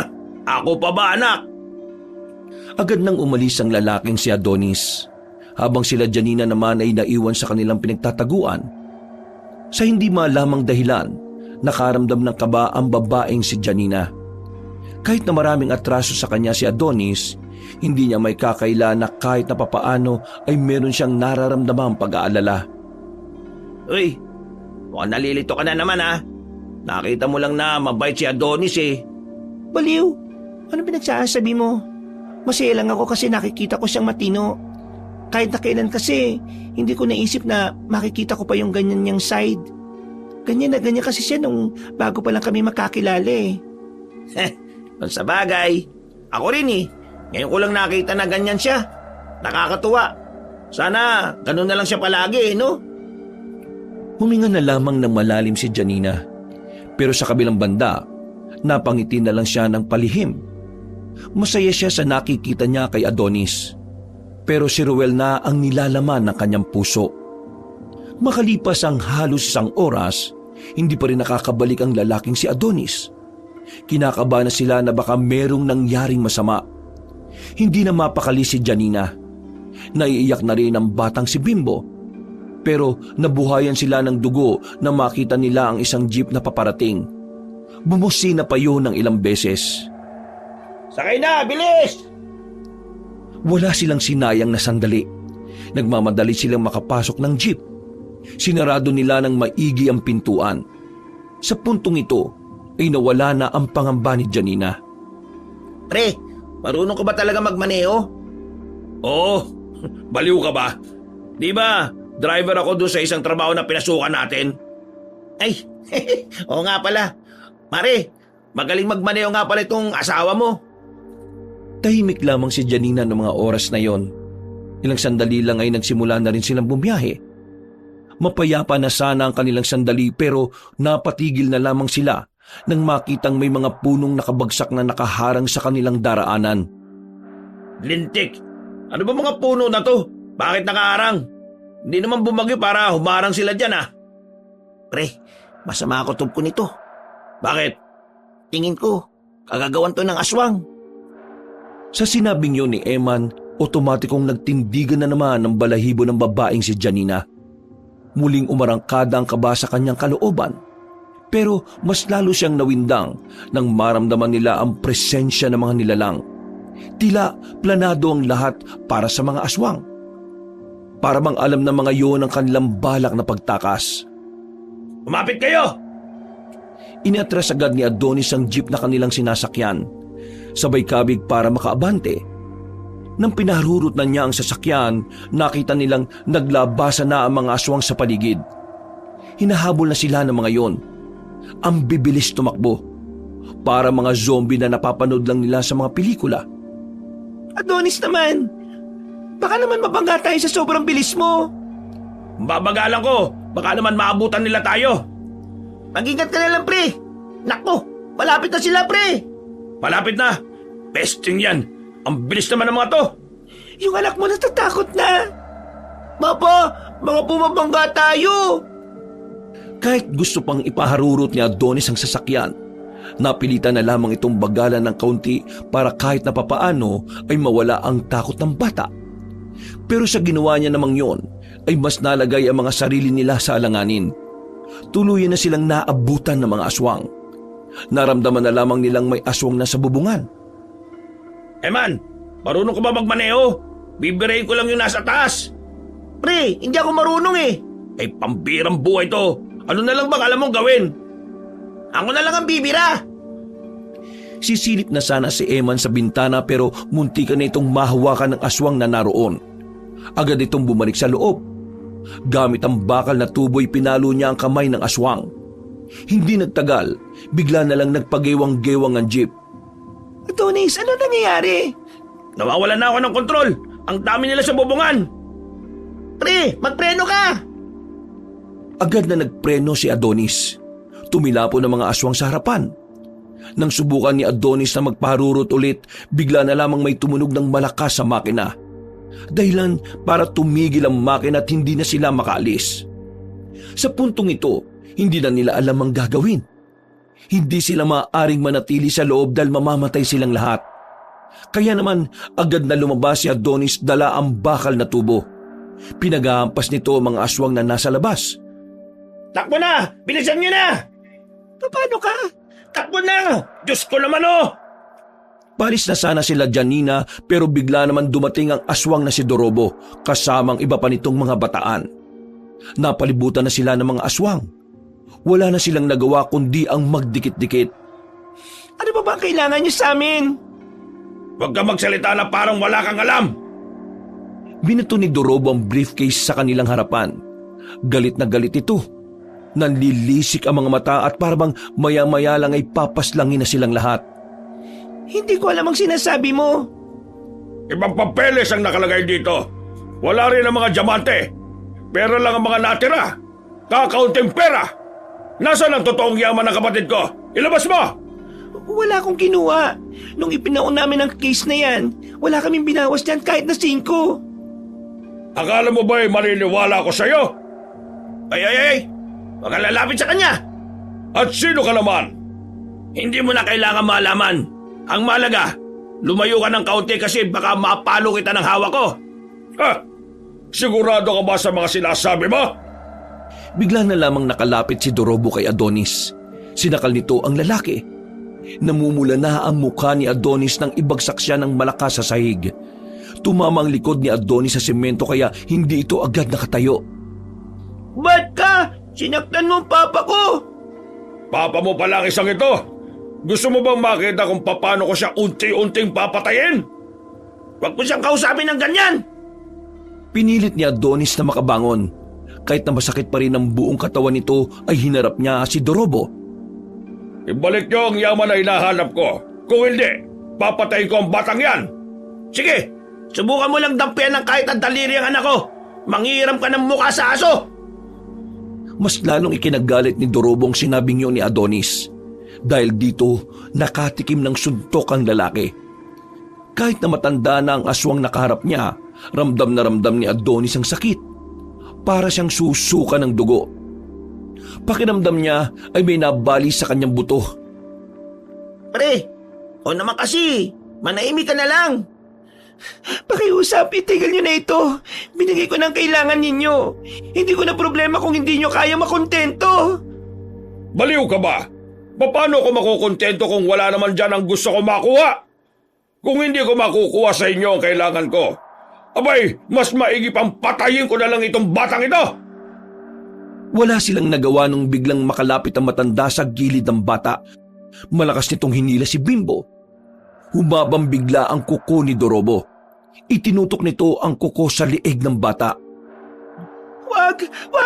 Parang awa niyo na. Nakikiusap ako. Ako na lang saktan niyo. Huwag niyong idamay pang anak ko. Lumabang ka ng patas! Huwag mong idamay yung mga walang kalaban-laban! Ito ang patas! Ang mawalang kayo ng... Naalarma ang mga aswang na makarinig sila ng malakas na sigawan mula sa gilid. Kahit si Dorobo ay napukaw din ng atensyon. Nakita na lamang nila ang mga taong nanggagaling sa loob ng kagubatan. Nang makita ni Adonis na nawala sa focus sa matandang aswang, madali itong lumapit at saka inagaw ang kanyang anak na si Bimbo. Pero dahil sa kanyang ginawa, nagalit si Dorobo kaya agad nitong kinalmot si Adonis sa likuran. Agad na napahiga ang lalaki. Isusunod na sana sila ng matandang aswang pero dumating naman si Mang Sibal kasama ang mga tao. Pinagtatataga sila at sa sobrang biglaan ng mga pangyayari, hindi na rin nakagawa pa ng pagdepensa ang mga aswang. Marami agad ang nadali sa kanila. Noel! Ngayon na! Bigla na lamang lumabas si Ruel malapit kay Dorobo. Nagulat ang matandang aswang kaya hindi na rin ito nakailag pa. Tinarak ni Ruel ang isang katana na di umano ibinabad yon sa iba't ibang uri ng likido na pangontra sa aswang. Nang maitarak yun ng lalaki, kitang-kita ang panghihina ng matandang aswang. Sinundan naman din ni Mang Sibal ng isa pang tarak sa bandang dibdib naman. At dahil sa ginawa nito, tuluyan nang bumagsak ang pinuno ng mga aswang. Pasensya na't ngayon lang. Naghanap pa kami ng mga makakasama para tapatan ang bilang nila eh. Saktong-saktong dating ninyo. Si Adonis ba yan? Ano nangyari? Janina, malalim ang tama niya sa likuran. Ang daming dugong lumalabas. Wala na siyang malay oh. Natataranta nilang nilapitan si Adonis. Lumapit na rin si Mang Sibal. Hindi na rin mapigilan ni Janina ang mapaluha. Nako, hindi ko na kayang gamutin to. Masyadong malalim. Kailangan na natin siyang dalhin sa ospital. Noong mga sandaling yon ay buti na lang may dala silang tricycle. Agad nilang itinakbo sa ospital si Adonis. Nakaabot naman sila at naasikaso ang lalaki. Pero habang nasa pasilyo sila ng ospital, hindi naman sila mapakali. Kabadong-kabado at naiiyak na rin na baka ikamatay ni Adonis ang nangyari.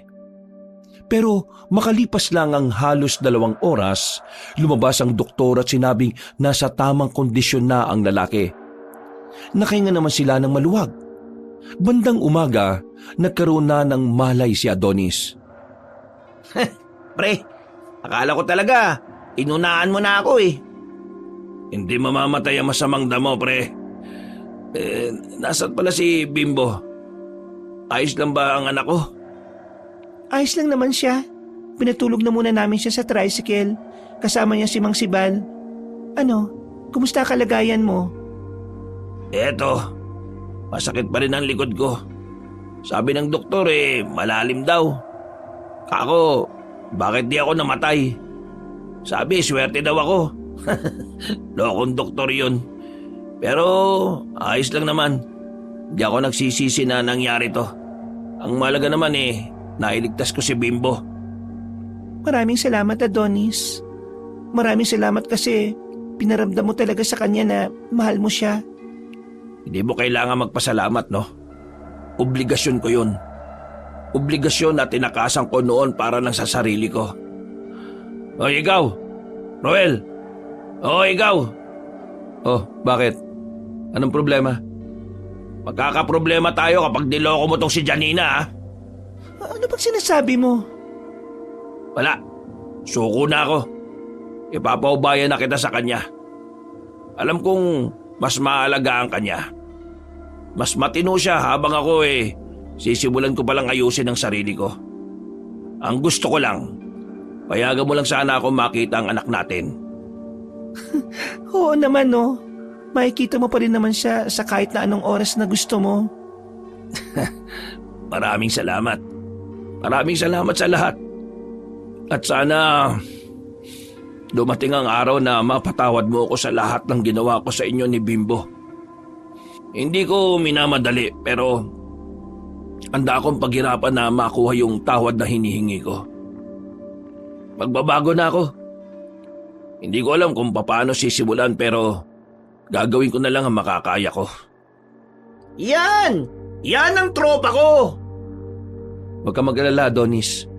Aalagaan ko ang mag-ina mo. At kahit na maging malapit pa kami sa isa't isa ni Bimbo, palagi kong ipapaalala sa kanya na mahal mo siya. Maraming salamat, pre. Pero pag magaling na ako rito, sparring nga tayo. Laki ng katawan mo no? Sarap mong dibdiban Sige ba? Hoy, tumigil nga kayong dalawa. Pero, saan kayo napunta yung yaman na sinasabi ng matandang aswang, no? Inukay ko yun. Kinuha ko yung laman at pinalitan ko ng peke. Ginawa ko yun kasi gusto ko yung yaman na nandun. Mapakinabangan nyo, Janina. Kayo ni Bimbo. Napakamot na lamang sa ulo si Janina ng mga sandaling yon. Pero sa loob-loob niya, laking pasasalamat niya rin kay Adonis. Kasi kung hindi yung ginawa ng lalaki, baka nagtagumpay din sa kasamaan ang mga aswang. Makalipas ang 1 buwan, gumaling na rin si Adonis. Nagsisimula na ito para sa bago nitong buhay. Hindi na ito umasang makakabalikan pa sila ni Janina. Ang mahalaga na lamang dito ay masaya si Janina. Samantala, sinagot naman na ni Janina ang lalaking si Ruel. At magmula noon, masaya na rin silang nagsama bilang bagong magkasintahan. Sa ngayon, masayang tinatamasa ng babae ang maginhawang buhay. Ginamit nila sa tama ang perang kanilang minana mula sa isang mayamang matanda. At dahil wala na ang mga aswang, makakapamuhay na rin sila ng mapayapa at walang halong pangamba. Wakas. Yes, hello mga kabangers, mga kayanggaw, kabanong uli. Once more, tayo na naman po ay magsha-shoutout sa mga nag-comment dito sa video natin na nawawalang karinderya sa Negros. So shoutout po kay Marilyn Rafael and shoutout kay Aileen de Guzman. Ito'y galing pa sa New Jersey, USA. Wow! And kay May Adorin Bestal. Galing naman to sa Saudi. And kay Marian Baranda. Yan, from Bicol, Albay Province. Kay Marian de la Fuente. And shoutout kay Perial Dacumos. Perial Dacumos. Ayan. And kay Jarden Canete. Ayan. And shoutout rin po kay Brent Suarez. Ayan. Kay Laila Salibana. Shoutout rin po kay Rowena Enriquez. Shoutout rin kay John Patricio. Ayan, siyempre sabi nga dito daw lagi siyang nakikinig. Okay, and siyempre kay Baby Gutierrez, shoutout rin po kay Sally Soriano, kay Inday Mix, kay Renante Inde, alam po kay Janet Cisneros, kay Anicel, hello po, and siyempre shoutout rin po kay Pagal and kay Vidal Ayos ng Dubai. Kay Angeline Ignacio, yan, listening from California. Wow naman. And siyempre kay Ami Pacana. Hello rin po kay Elisias Torres. Ayan po, and shoutout rin po kay Marilu. Yan, galing po daw siya sa na lagi siyang nakikinig. And kay Marilyn Libancel. Nako, tama ba yun? Coming from Zamboanga del Sur po siya. Okay, kay Bernadita de la Cruz. Ayan, ako, nakadikit-dikit na yung mga letters niyo. And kay Flor de Liza Abadilla, hello po. Ayan, and syempre, sa walang sawa po na lagi pong nagko-comment at sumusubaybay kay Earhart The Great Vlog. Tama ba? Earhart The Great Vlog. Sabi niya, wow, thank you, kabanong sa special mention. Yan. Sa Paris, France, grabe. Buti pa yung boses ko nakarating sa Paris, France. Alam niyo po, Miss Earhart The Great Vlog, yan po ang isa sa mga pangarap ko na marating ang Paris, France. Sana kailan kaya. And kay Josie 2575, kay Julius Cañete, ayan, and siyempre kay Eugene Vince Vicente sa Boracay naman to. Nako, Vicente at Edmar Vizca, sana makapunta ako sa Boracay, sana naman may sponsor. And kay JB Vlog, hello po, kay Vilma Bautista, and kay Joy Marie Teves, hello po. Ito naman po siya po nasa Hong Kong. Nako, grabe, no? Hello, shoutout po sa mga OFW natin, no? And kay Cynthia Lieva. Nako, tama po ba yung sinabi ko? Ayan, ito naman po sa po, Texas, USA. Aba, grabe, no? And kay Rosie Calueg, ayan, sa Quezon City naman po siya. Isa sa pinakamalaking listeners natin ay galing sa Quezon City. Kay Marilyn Eliar, ayan po sa Olongapo City naman. Kay Nestor Bauyon, ayan, hello po. And siyempre kay Juliet Peñaranda. Shoutout rin kay Palaboy ng Dubai 1983. Ito po galing pa ho sa UAE while working sa Dubai Mall. Sabi niya kung hindi ko daw siya isa-shoutout, yayang gawin daw niya ako gamit ang palipad hangin. Ingat po kayo dyan sa UAE. Ayan, kay Jocelyn Tanola. Galing naman po ito sa Riyadh. Naku, grabe naman. And kay Ira Evangelista. Hello po. So, shoutout rin po kay Lolim Mahilom from Singapore and kay Xiao Ma TV. Hello po. So, ayan po, no, sana po ituloy-tuloy sa mga susunod natin po na mga video. Mag-comment lang po kayo ng mag-comment kasi randomly po ako sa shoutout ng mga pangalan, no. Kaya sana po patuloy lang po. Pag hindi ko kayo na shoutout ngayon, pasensya na po kasi talaga very limited time ang binibigay sa atin sa shoutout. Basta paunahan na lang, minsan sa unahan po ako, minsan sa dulo ko tumitingin, kaya random po, no. Pero once again, coming from the bottom of my heart, thank you very much po sa lagi nyong pagsubaybay sa akin. Medyo namamalat na nga po ako, pero sige lang, basta para po sa inyo ay magnanarrate po tayo, magbibigay tayo ng mga kwento para makapagpatanggal ng stress at makasama nyo po ako sa inyong pagtatrabaho at sa inyong pagpapahinga.